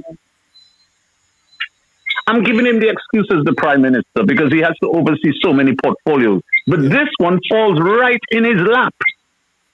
So he doesn't know what color underwear he put on this morning? No. Apparently not. And these things scare me. Yeah. Because in St. Lucia, we're not used to war. I've lived in Europe. I've had my partner go to war, in Bosnia. I've had friends who died in the first war in Kuwait and Iraq. You know, in England, there were people who died when the IRA used to bomb things up there. The last time in when they bombed the buses, I had a relative who died there. I mean, this is the next step for our country. And the march in Viewport, although there was this sort of celebratory spirit about it, which tend to take away from the seriousness and the gravity of our situation in St. Lucia, where we tend to be distracted by the Pampers and the Terriers and all of those other issues, which are non-issues. Yep. The real issues in St. Lucia is that our people are starving. And people who are starving are going to take some rash decisions to survive. That's right. A hungry man is an angry man. Yes. People are becoming desperate. They can't pay their bills. They can't send their children to school. They're losing their pride and their dignity because they have to engage in activity which is deviant and sometimes, below and unbecoming of who they are. Simply because we've got a government who's tone deaf to the situation in St. Lucia, and mostly not just out of the incompetence, because sometimes there's an excuse for incompetence. You just don't have the capacity, you don't have the ability to do certain things. But when it is because you are playing petty partisan politics, that's criminal. Yep. That's atrocious. That's an atrocity. That's callous on the part of the government. How can you explain, Pastor Olliver? And this irks me every day that I think of it. Look at the two sets of structures in Viewport. I mean, I could understand if the United Workers' Party, and take the party away from it, if there wasn't another building, a modern, purpose-built building that was just a few months, say 1 year away from completion, that would require, as per most professional estimates, approximately $50, say $60 million to complete it. If that didn't exist, I could understand the stubbornness and the willingness of this party, of this government, to continue on this maligned structure, structure whose structural integrity has been questioned in a report that was done by independent engineers. Yeah. People skilled and trained in that particular field, not the report, that little, Bottom Popot report that was compiled by this Mr. Peters and his crew, Alison Jean, these people. Not that report. In a professional it sounds like a labor report. I'm trying to remove the politics because sometimes the political, that when we input politics into these discussions, people tend as soon as we say UWP or Labour, people oppose it. Those who don't support UWP oppose it. Those who don't support Labour oppose it. So we are not able to discuss issues rationally. We are only able to face issues in St. Lucia and discuss it from a partisan political perspective. And what I'm saying is, we've got a building there, 50 million. We were fortunate enough to get a decent loan at a decent interest rate with decent conditions from the Saudis of 200 million. Where on earth, in the world of project management or just common sense project management, that you would commit yourself to a project and funding it when you don't know exactly what it's going to cost? You haven't got an approval for it from the approval authority, the DCA. Right. You don't know how long it's going to take. You haven't got the entire scope of works. More than likely, you don't have the drawings for it. And on the other hand, You've got a building that you can complete in about 8 months, and you know exactly what it takes. It's already approved to get people in there. We are talking about people's health, for Christ's sake, lives. Yeah. And in the same way, these same people, they disregarded the lives of the populations of the people of St. Lucia by engaging in a march in the middle of the COVID, and it was manipulated for them to get, they manipulated the situation, the House sittings and the Senate sittings, in order to get the permission from the police so that they could hold that march. And after that march, my brother, about 400 people died in St. Lucia. These guys should be made to pay for every life that we lost in St. Lucia, not apologize, to pay. Yeah. That is when people will start. They should sue the government. Yep. They should sue the people that were engaged in that march. They should sue the government for what they did with after COVID. All the people who violated the law were just expunged. I mean, how could this be about the people of Lucia? This is about proving, I want to erase my opponents, that everything, I'm going to discredit everything that they did.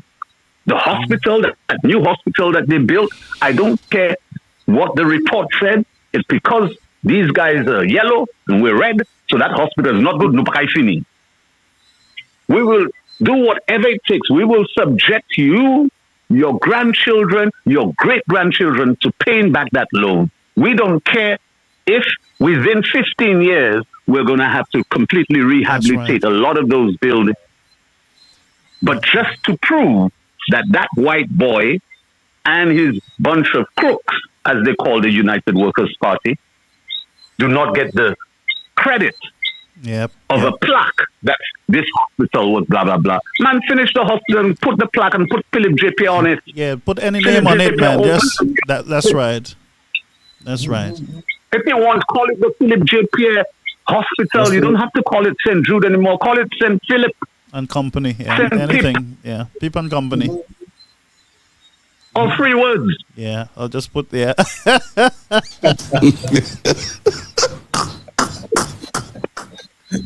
No, I'm not joking.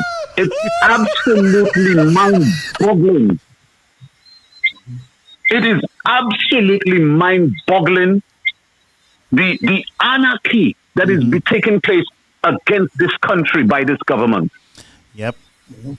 And I can tell you that the next march, there is another set of people who are going to attend.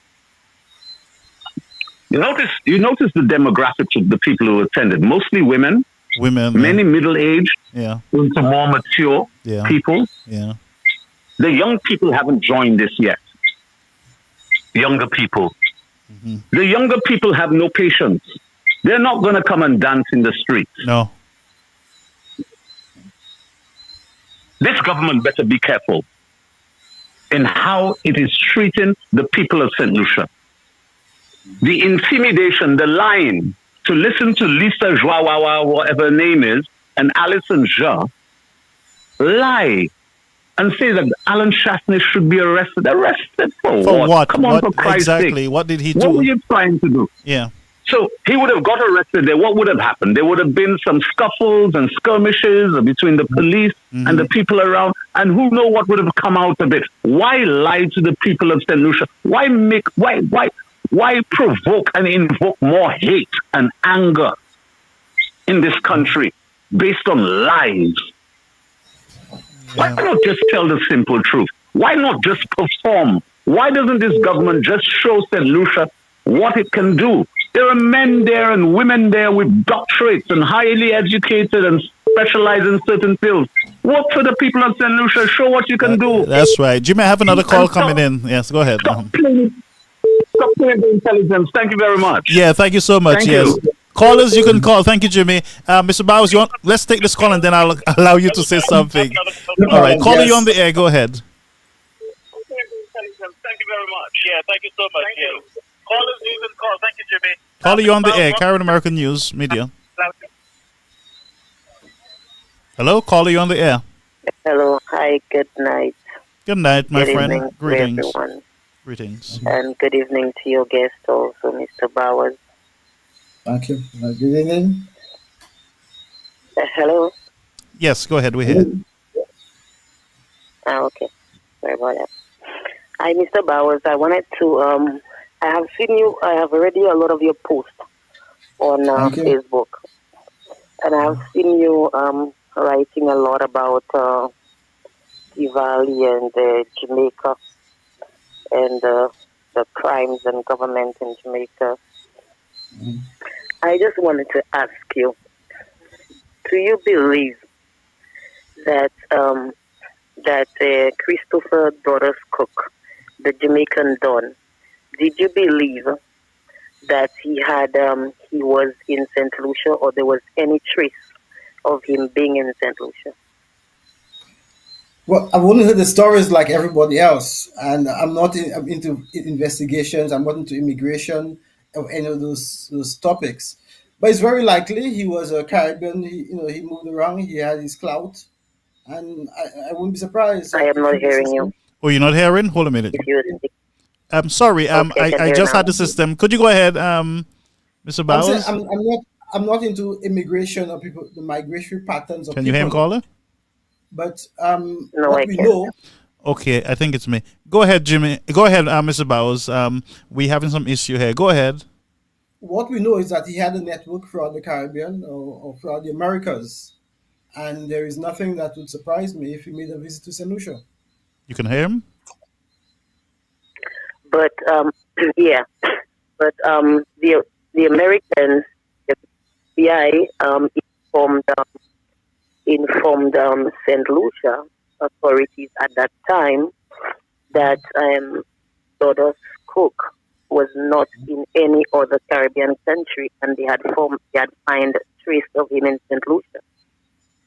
Well, I mean, I was not in the Caribbean at that time, but I know we have to be very careful about drug networks and gang networks that, they're the biggest threat to Caribbean society right now. And we've seen what's happening in Haiti, and we've seen what has happened in Jamaica. So we cannot just bury our heads in the sand and pretend that we don't have a problem.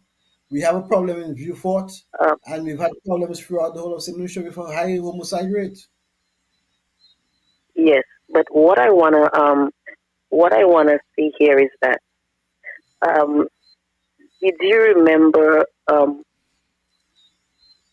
in what year did the impact take place? The murders where the St. Lucian citizens got killed by the authorities. Well, it was between 2009 2011, in that period. Okay, thank you. Because what happened is that I think that we St. Lucians are not informed into certain situations that impact our country actually. Mm-hmm. And I read a lot about corruption, especially when our government minister was accused and had a revocation of.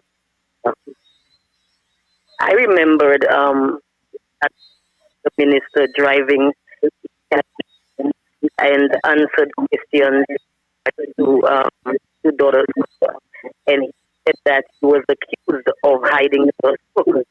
But the FBI said that it was in St. Lucia.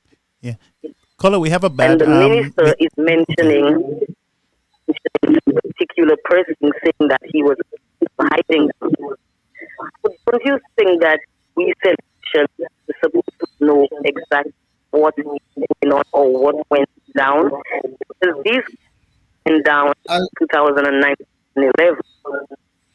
Yeah, and that's why the Jamaican the authorities came to take Brother Cook down, and he's regime in Jamaica around that same time. Yeah, call. I think we have a bad connection. I believe we have a bad connection. All right. So let me reconnect. Okay. Oh, okay. Right. Good. We're having a bad connection here. Okay. So you want to Are you hearing me now? Yeah. I mean, Go ahead. But yes, go ahead. yeah, for me, it's not. Can I comment? Okay. I believe we have. I believe we lost that call. Caller, you on the air? Hello, hello. Good Yes. evening. I just wanted to cut off. I was tired of that Jamaican thing or whatever. Let her go and call the Jamaican people to ask that question, and let Mr. Bowers continue with his informative contribution. Well, that's one of I our. thank you. That's one of the United Workers Party supporters here. They she have always been calling to get. Go ahead. Yes, she have always been calling to get clarity on this situation. But caller, let me say Mr. Bowers might not be the right person on this subject. So go ahead, sir. All I would say is we have to look at the style and the culture of people. Now, I'm not saying that they are necessarily connected, but there are certain styles, orientations. How old is your? Go ahead. Sorry about that. Go ahead. There are certain styles, orientations, and approaches that if they ended up in government, they put all of us at risk. Yeah. And Caribbean societies have to be conscious of that, aware of it. Yeah. So perhaps I may have a more traditional style of government in terms of I'm interested in policy, I'm interested in ideas, in how we could reform, carry out reforms. Yeah. Other people see government as a problem. They see the rules of government as a problem. And they have a very informal approach that does not necessarily want to go through the processes that have been established in order to protect our citizenry. Right.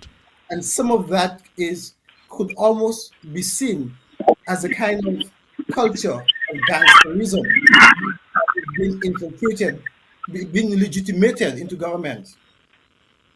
All right. So in the sort of classical way of public sector management of running the government, you don't get a government minister coming on television and attacking citizens. Yeah, this is the first time we're actually seeing that. Yeah, In a apart from language- Mr. Trump. Yes, in a language that is normally used by gangsters. Yeah, we have a caller. Caller, you on the air? Go ahead. Sorry. Good evening, brother Garfield. And good evening, my brother Samuel Bowers. How you guys doing? Great. Not bad. Good evening. Thank you. Very informative program. And the information, we got some serious revelations from Mr. Bowers.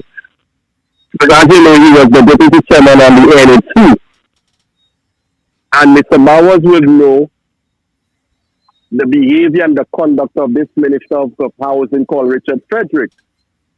And I too, having been a former member of the Castle City Council board member, under this jurisdiction of the said government minister,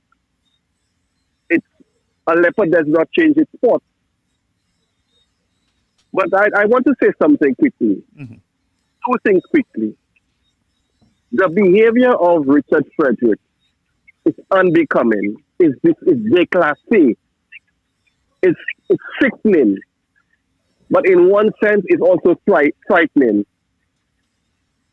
To tell me a sitting government minister can go on his talk show and say that the police is giving him information on private citizens, for me, if that was done in any civilized country, the entire government would have asked to resign. In any real civilized country, a sitting government official is making a disclosure like this, the entire government would have had to resign. And that is scary, Brother Garfield and Brother Bowers. When a government minister can say that the police, the Royal St. Lucia Police Force, is feeding in information on private citizens, that is scary. That is That is scary in the sense for two reasons. That our judiciary is compromised and persons, the distrust is strengthened by persons when it comes to the Royal St. Lucia Police Force. But what is even more worrying is that you're not hearing nothing from the Commissioner of Police. No official statement, whether to bring out clarity to denounce a statement or to endorse the statement, just nothing. I heard my good friend Cameron Law, the president of the Police Welfare Association today, is calling on the Commissioner of Police to make a statement. Because that statement or that information by that Richard Patrick on last Thursday is scary. It is frightening. So you tell me, if you speak against this government, that this government minister will be called with the Royal St. Lucia Police Force to disclose your personal information, and it's business as usual, Brother Garfield. No. It can't be continue like that. Yeah, it can't be. It can't be right, Mr. Bowers. Your guest. Let me give you all the time. We're going to take short callers now so that we can get more input from you. Go ahead. Yeah, but in this whole issue, what we have to really be interested in is our institutions. How our institutions are being dismantled. There's a recent book written entitled "Why States Fail." Yeah. And the biggest cause of the failure of states is the destruction of their institutions, not building up their institutions, not protecting their institutions, not reforming their institutions in time to make them fit for purpose for the things they have to do. So if we do not strengthen the NHC to give it the independence it needs to provide St. Lucians with decent, affordable homes, we will have a housing crisis. If we do not look after the NIC to make sure that it's investing our money effectively, in a profitable way, we will have a problem for our pensions. Yeah. If we do not make the police more responsible and respected, we are having an even more dangerous society. Our nurses, our hospital. If we could spend, one of the big things in St. Lucia we're not even talking about, if we can waste almost $200 million on trying to build a hospital in a poor country, and we carry on as if nothing has happened, using the same approach that has failed, we're in serious trouble. We are. We are in trouble. Yep. Our phone lines are going crazy now. We have a number of calls jammed here. So, folks, you got to bear patient with us. Caller, you're on the air. Good evening, Pastor Garfield. Good evening, Mr. Bowers. Thank you. Good evening to everyone on the show. Good evening, my friend. Go ahead. Yes, I have I'm not going to be long. I just want to get the expertise of Mr. Bowers on something that I have I have noticed that is going on or will be happening in St. Lucia in the short term. As of late, we realize that the Prime Minister of St. Lucia, I think, called into a town hall meeting or something that they were having. Oh, yes. And spoke of Go ahead. Yes. People getting registered or getting on the voters list or registering or whatever. So I keep saying that we are going to have an election in the short term and that St. Lucians should prepare. Yeah. I don't know that Mr. Bowers or you have heard it, Pastor Garfield, no. But I would like some, if he has and if you have, I'd like some input from you on whether you think we would have an election in the short term. I mean, given all the chaos in our island right now, that would probably be for the best. Okay, Mr. Bowers. However, I will get off the line and listen to what Mr. Bowers and yourself have to say. Thank you, caller. Thank you. Thank you so much. Well, what I can say, 10 minutes a day. the prime minister is a prime minister's prerogative to decide when he calls the election. But most of those parties in the Caribbean are advised by a particular consultant who advised the Mai Motley government in Barbados, who had early elections, and the Dominica Labour Party in Dominica, Yeah. who had early elections and caught the opposition parties, in a very compromising position, and they managed to win. So the likelihood of the St. Lucia Labour Party following that approach and saying, you know what, we rather have 8 years in power than to have 5 years in power. Yeah. So the likelihood is high that given what they may perceive as a sort of like, I mean, in politics, it's a tradition, or political parties tend to do that. They go for what they call a decapitation strategy. They try all the best to undermine the leadership of the political party. And while the political party is in a chaotic state, they then call elections and try to get the party unknown. And most political parties tend to do that. So it's a common political strategy. So looking at things, it may appear that the government might feel that before the United Workers' Party can mobilize itself, can organize itself, can be in a position to actually convince solutions that it's time to vote out the Labour Party, it's best to call elections so that you catch them with their pants down, as they would say in the Caribbean. Yes. So, looking at the way the politics is, but what tends to happen is that a crisis can come up, and the prime minister might just feel like cannot have the election within that period. If they want 3 years, we never know. Events will dictate when the elections are going to be. Yes. Okay. So we have another call. Our lines are going crazy. We're going to take very short calls now, as much as we can. Calling you on the air, Caribbean American News Media. Yeah. Good day, Mr. Garfield. Good night, I think Mr. Bowers. Yes. Good night. Yes. Yes, Miss. I'm just saying. I was actually looking forward to this interview tonight because I think Mr. Bowers has been making very good contributions on Facebook. So I really look forward to hearing him tonight, and he's done very well.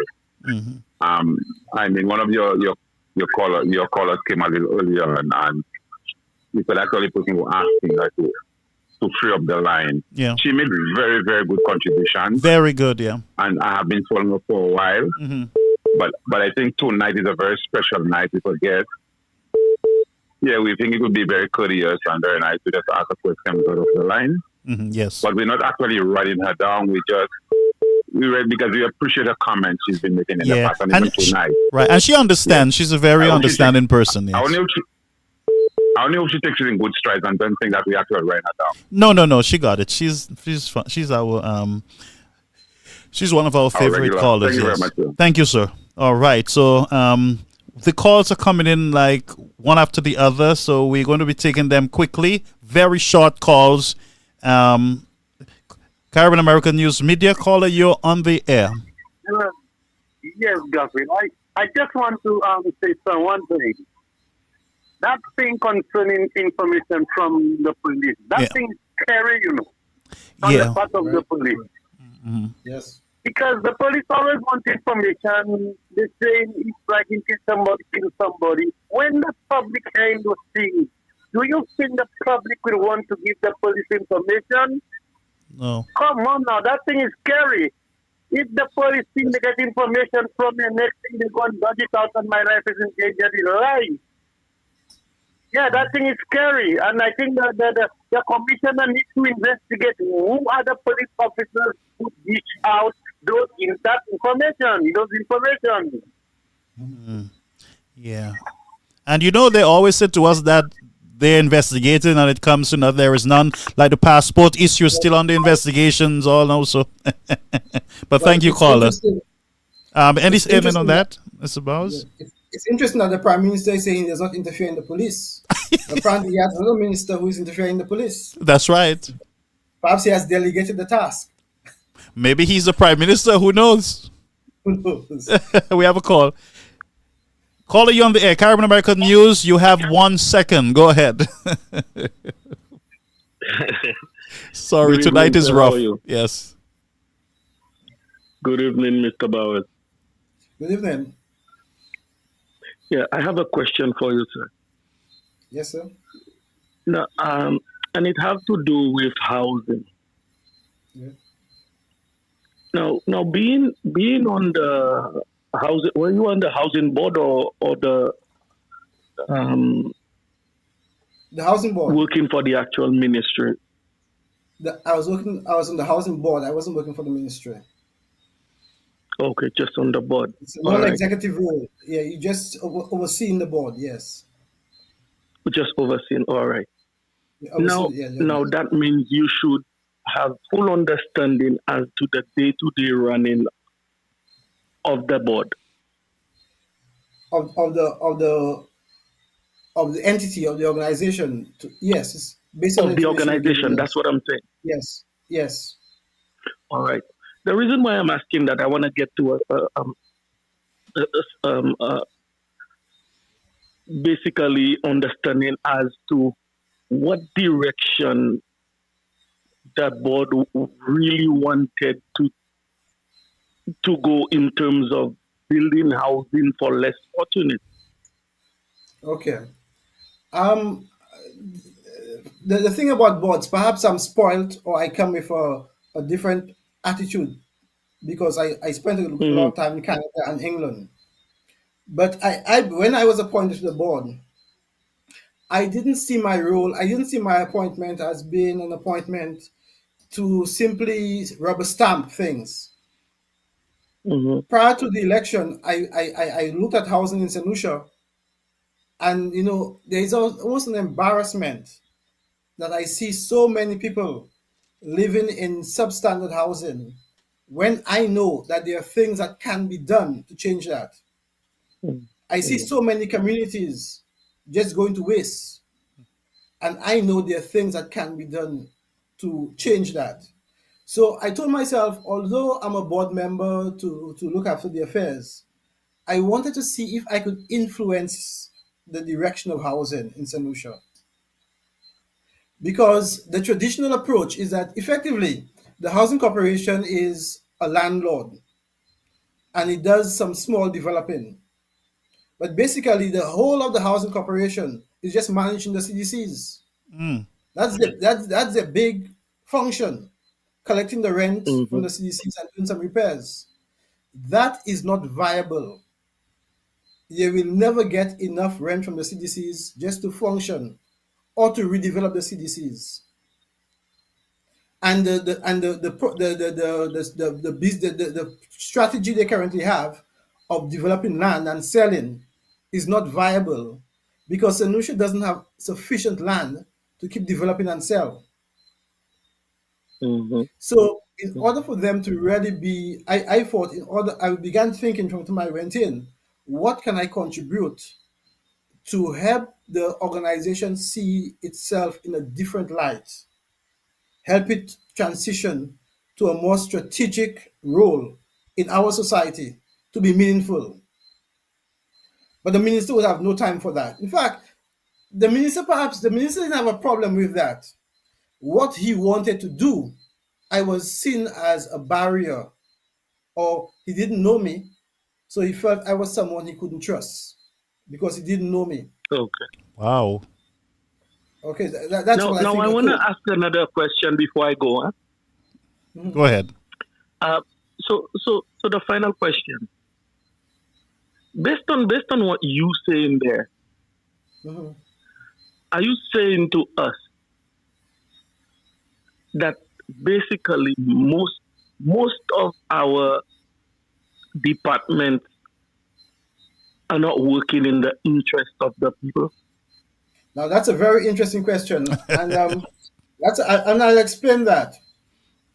All right, I'll listen to you offline. Yeah. Thank you, Carlo. Okay. Go ahead. Government is a very important function of society, and they create all those statutory boards. And in St. Lucia, it appears that those statutory boards don't have a mandate to develop their own strategic plans.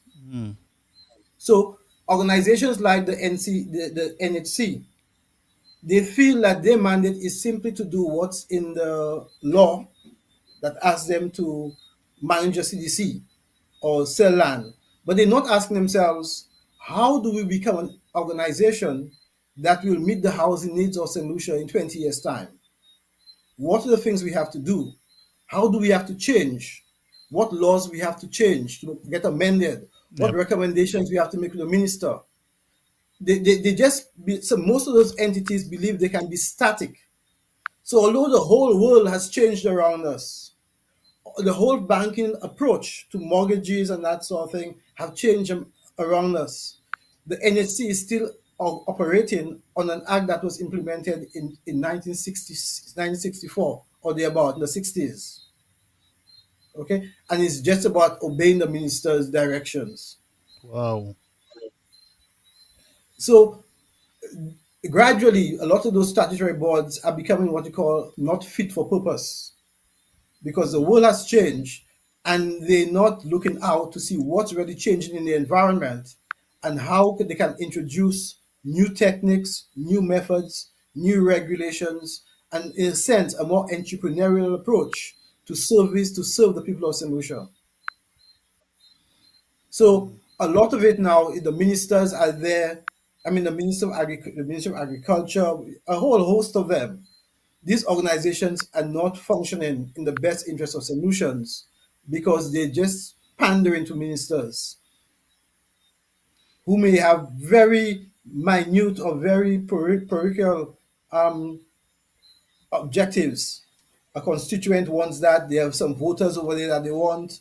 They only have 5 years to go. And, ministers ought to be able to take long-term views of the country.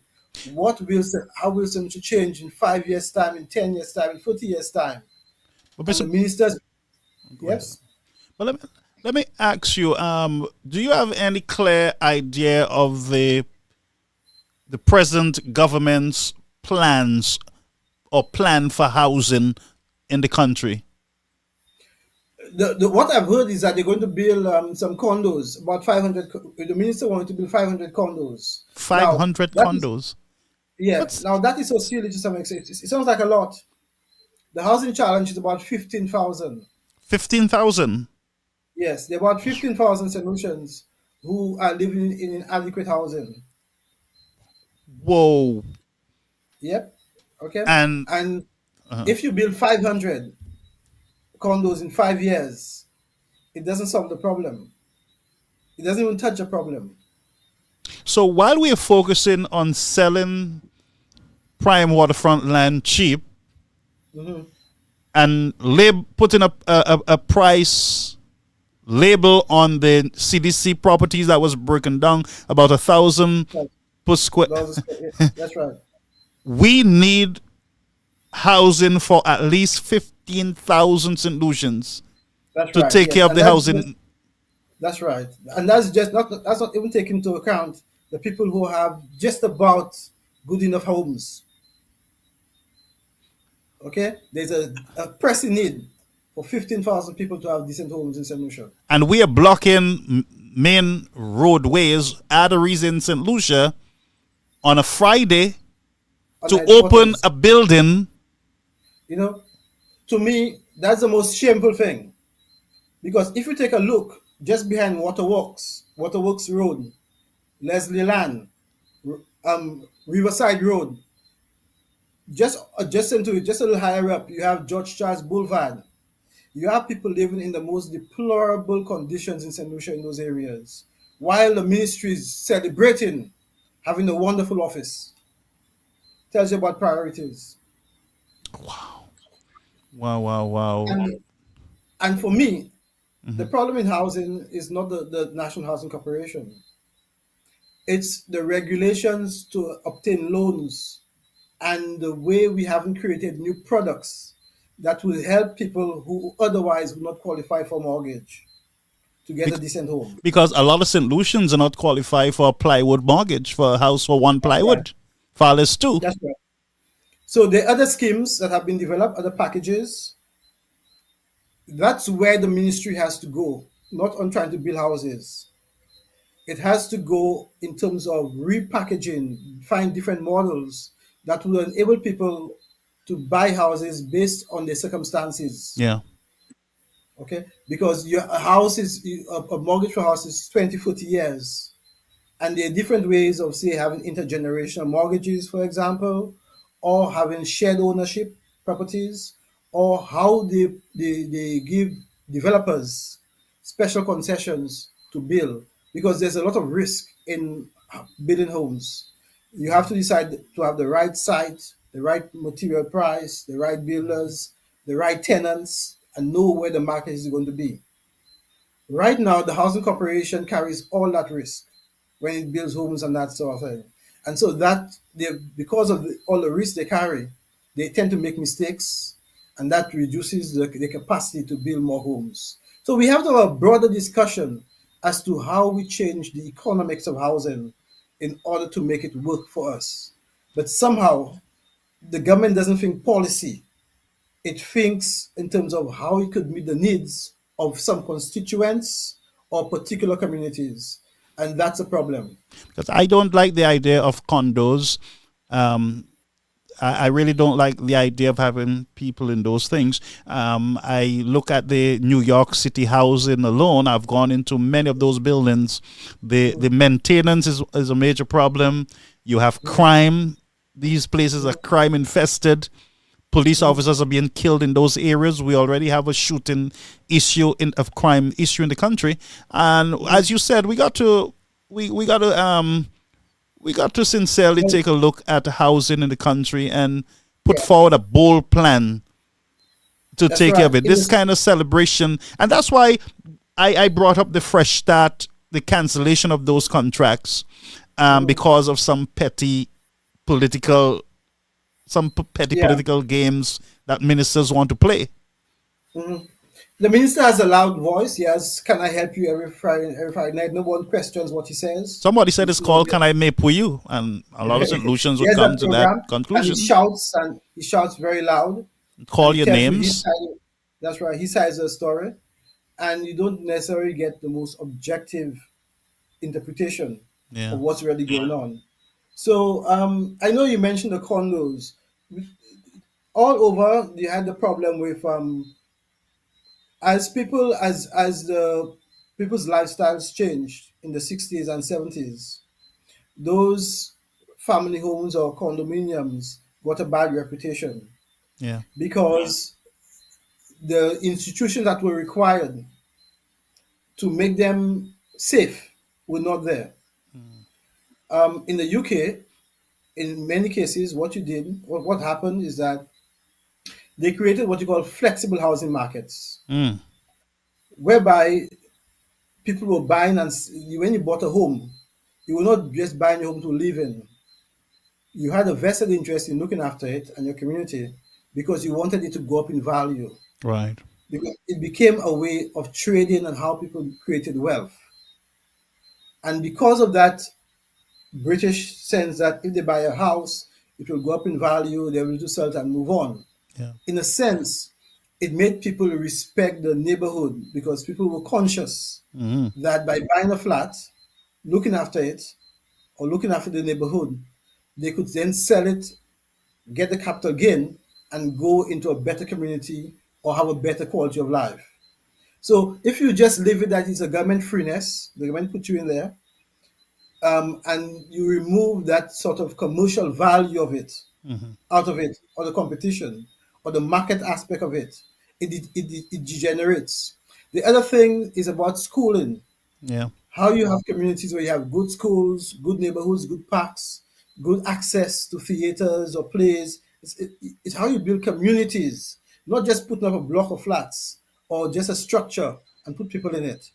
It's a thinking of how you integrate housing into communities, and you make those communities worthwhile by the features you put, by the culture you introduce.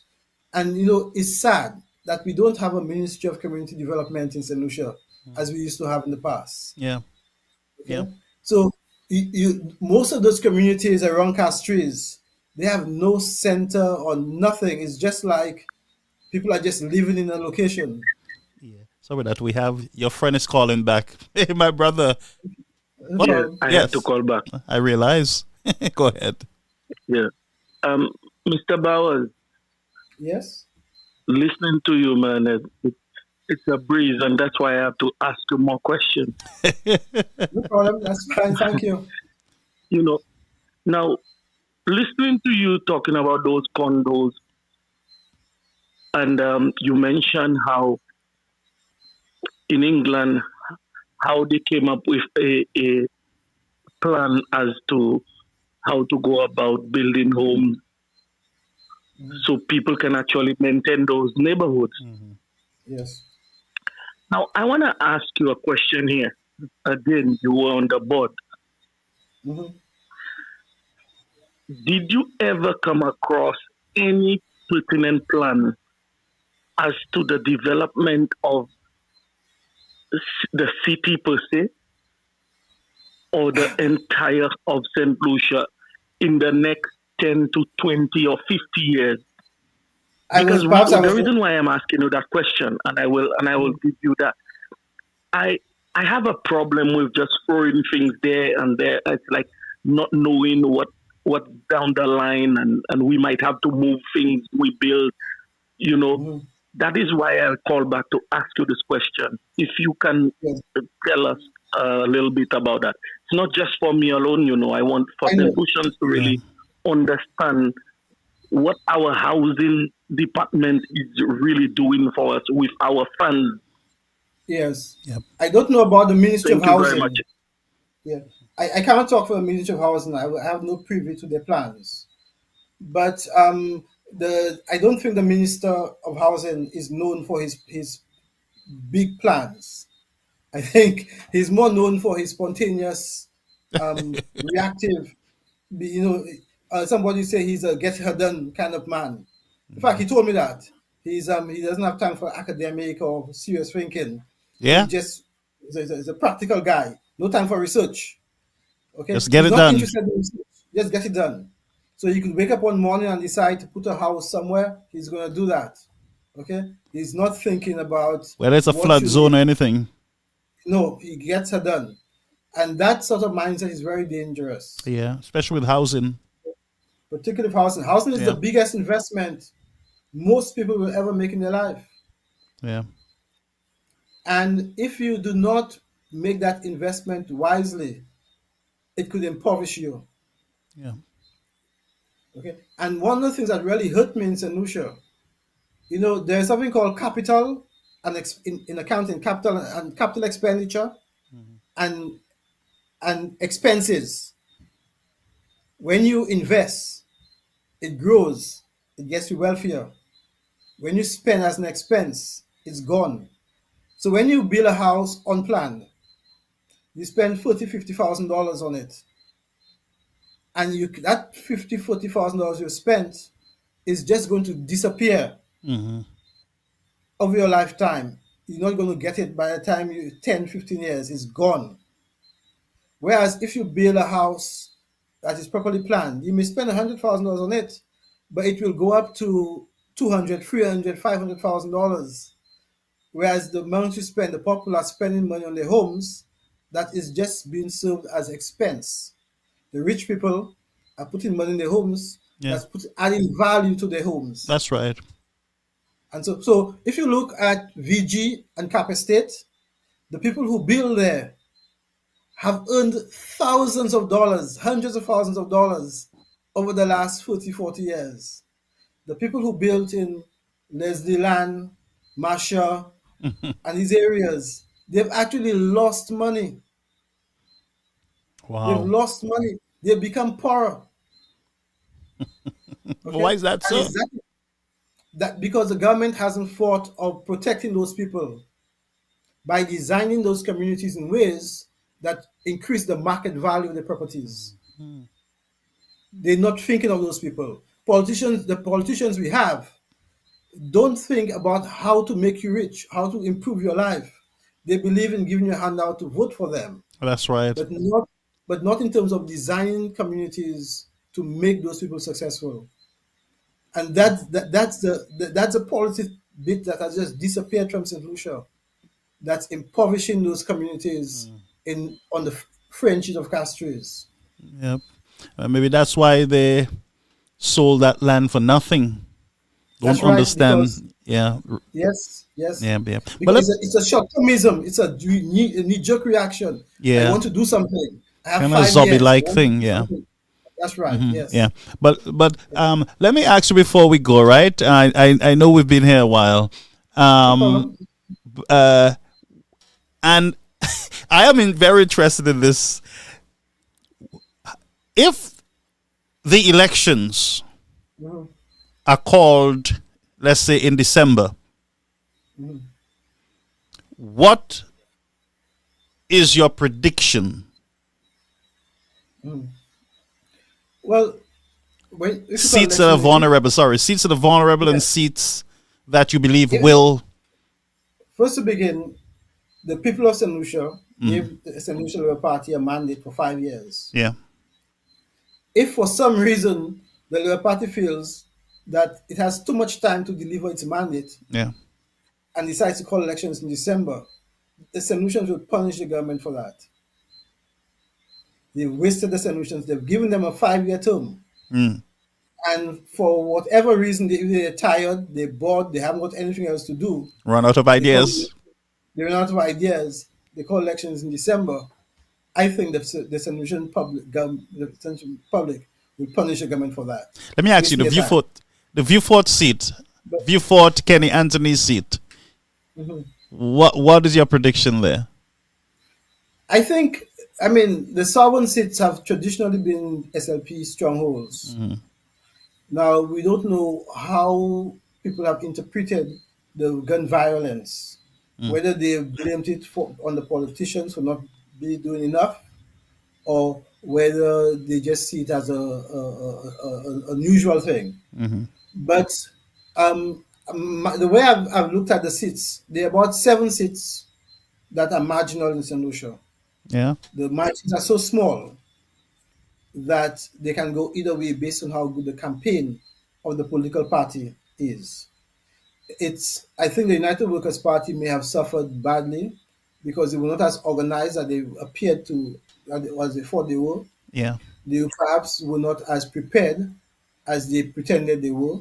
Yeah. And so they suffered. The machinery of the party was not in place as firm as they should have been when the election was called. Mhm. Plus, they had the surprise with Stevenson King and what have you. Yeah. So, if the United Workers' Party supporters now, I think, feels that they should not have lost that election, Yeah. and they're very highly motivated. They want to get the party back into power. So they want to work on building the machinery of the constituency groups to make sure that if an election is called, they can go out and get the vote out or get the numbers that they need to win the election. So that will be the next election will depend on party organization, Yeah. party structure, and how motivated party members are. That's what's going to determine the next election. But I think there is an opportunity to shift St. Lucian thinking by introducing the whole concept of entrepreneurship. And I think the United Workers' Party is in a better position to talk about how the mindset of entrepreneurship as an agenda for the whole country can really transform St. Lucia. And it's that messaging it has to help to ignite the imagination of St. Lucians. We've got to do some work on that. And when people think of entrepreneurship, they think it's just business. Entrepreneurship, in the way I think Arthur Lewis describes it, is how you bring new ideas in order to create wealth. Not necessarily buying and selling. It's how you get ideas or develop ideas in order to create wealth. Because to me, the biggest challenge for St. Lucia is how we increase our productivity. We can't afford to just be giving people all those handouts as a nation Yeah. and not improve our productivity. So there's a big challenge as to how we could have a big conversation on how we could make things faster, better, create new things, stop doing some of the old things that we're doing. So we focus on becoming a more prosperous country. And I think that's the mission I think UWP might be able to grab more than the Labour Party. because the Labour Party is stuck in an old semi-socialist kind of mindset Yeah. that is no longer relevant Totally to agree. our time. Right. They don't encourage that entrepreneurial spirit enough. Wow. That's powerful. My question, my I hope you don't feel out of order with this question, but are you willing to run for a constituency there in St. Lucia to aid in the development of your nation? I think, to me, what I would like to bring back to politics is a focus on public policy. Yeah. A sort of sense that you are actually in politics, you have a passion about something, and I have a passion about housing and inner city regeneration. I want to see our communities perform better. I'm passionate about participatory democracy. I might not be the most popular person. Mm-hmm. I may not know as many people as I ought to know. Mm. But I have that passion about participatory democracy, making people more responsible for their communities, getting them more engaged. Because by doing that, I'm protecting my own life. If we allow our communities to disintegrate the way they are disintegrating, all of us are at risk. Yeah. It is our obligation to find ways to participate, to build back our communities. And I'm really passionate about that. And I feel there is no reason why you should have all those shanty towns around Castries in this day and age. It's not money that's the problem. It's lack of organization. Yeah. And we have to sit down and find ways to transform that. And that's why I'm interested in politics. And whether I am a candidate or just an advisor to a politician or to a group of people, that's the objective and the mission I'll be pushing. Because to me, it's just like there's no need for that kind of suffering I see in our society. It's just been done because politicians have failed in their responsibilities. And I am grateful. I am happy to, for your voice, your input. You're very relaxed. You know what you know. You've had your experiences there in the country, and I think your priorities are in the right place. And I would love to have you back on the program. I am not sure if you're busy on Sunday. We can have a second edition on Sunday at 7 p.m. if you want to. Anytime. Thirdly, I want you to co-host the show. We can decide if it's a Tuesday or a Monday, but co-host the show, yes. Or you can take over the entire show, whether it's Tuesday or Monday. I would love to hear some more of you, and I would love to hear, especially when it comes to housing, food security, and the overhauling of government systems.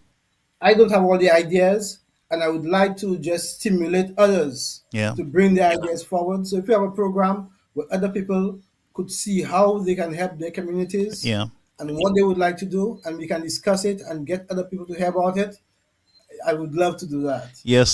So the platform is open to you, and I am so happy. Do you have any closing remarks?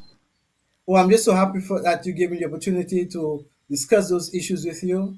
I think we have to really think seriously about how we uplift our politics, how we decide to move away from the MEPWI that is getting us nowhere, and how we appeal to organizing people to think of how they could convert their communities into what I call wealth-creating communities. Yeah. So it's that kind of discussion I would like to have. And thank you very, very much. And thank you very much for the telephone calls and your listeners for giving me the opportunity to discuss St. Lucia and how we could make St. Lucia prosperous with them. Yes. Thank you, Mr. Bowers, for being here with me on the platform. And I want to apologize to some of our callers. I believe you were cut off. Stuff happened. The phone was going busy. Blah blah blah. So I think I create matters control barrier. So Nukai was just at our next broadcast. But folks, thank you so much for being here with us. And I have so much I have a lot of information here on the system that I wanted to present to you concerning the march, concerning the hypocrisy in the Labour Party. We will have another program, and as you heard me earlier, I extended an invitation to Mr. Bowers to be back on with us, and so I look forward to such contributions here on the platform. As he said, let's get away from the Mapwe and the name calling and start focusing on nation building. Time is running out on us, folks. We are years behind on where we should be, with billions of dollars in debt and not a lot to show when it comes to development and the development of our people. Yes, it's just a shame. We still have people without proper toilets in St. Lucia. People still throwing their feces in the river and in the waterways, and that should not be, friends. It should not be. No, that's right. Yes. No, we have paid our politicians billions of dollars. The only thing we have to show is big homes, extended homes. So I heard some have swimming pool now, second home, third home, all kind of stuff going on. While you, the people, where are you? So you got to rethink how you vote, my people. But thank you so much, my friend, for being here, and a pleasure. Let me put on our theme song for us to go. Lucia. Yeah. SOS, Mayday, Mayday.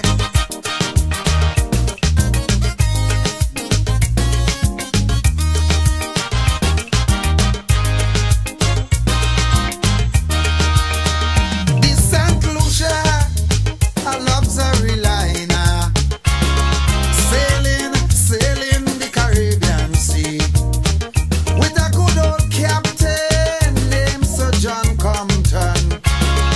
For years, sailed smooth and free. But sadly, Sir John Compton passed away. Story. His team Philip lost J. the Pierre election that they attacked dismantled by elderly people and said, a big story. I must apologize to elderly people. A big story. Philip J. Pierre attacked elderly people and tell, a big story. A big story. I must apologize to elderly people. A big story. Philip J. Pierre attacked elderly people and tell, a big story. A big story. I must apologize to elderly people. A big story. Philip J. Pierre attacked elderly people and tell, a big story. A big story. I must apologize to elderly people. A big story. Philip J. Pierre attacked elderly people and tell, the sky is falling. I heard this short fella. The sky is falling. I heard this short fella. What's wrong with me? Mr. Speaker, I realized for a long time you want to be part of the... I heard this short fella. The sky is falling. Philip J. Pierre attacked elderly people. This short fella. And tell, a big story. A big story. I must apologize to elderly people. A big story. Philip J. Pierre attacked elderly people and tell. Exactly. The tax is calculated on the cost of goods. So one time the price go increase, Uma. The Lucians end up paying more than 15%. Mama! Gasa, just imagine $100 could buy less groceries. People getting poor. Things like rent and utility bills go also increase, Gasa. Real Malawi vibe? All them things the people doing to stay healthy, like gym, healthy eating, and safety and security, go be harder to get because people ain't have money. Partner, if them people ain't have enough money, they ain't go have leftover food for us to eat. The bins go be empty. Wow! Things real happening to them, Lucians. Look out for us again soon. We go show you all more. Minister for National Security. Nearly all the officers implicated in the impacts report have not showed up for work to the Commissioner of Police. For DPP has advised the Commissioner of Police to carry out these arrests. Are you concerned that a member of your cabinet is implicated in the impacts report and in one of these killings directly? I know nothing about that. Okay? I know nothing about it. So you're going to speak to the DPP or speak to whoever you want. I know nothing about it. As Minister of National Security, I know nothing, you are unaware of this. I know nothing about it. I know nothing about it. I know absolutely nothing about it. Nothing. Thank you, If you Prime know more Minister. than me, find out. Thank you, Prime Minister. Okay, thanks. Thank you.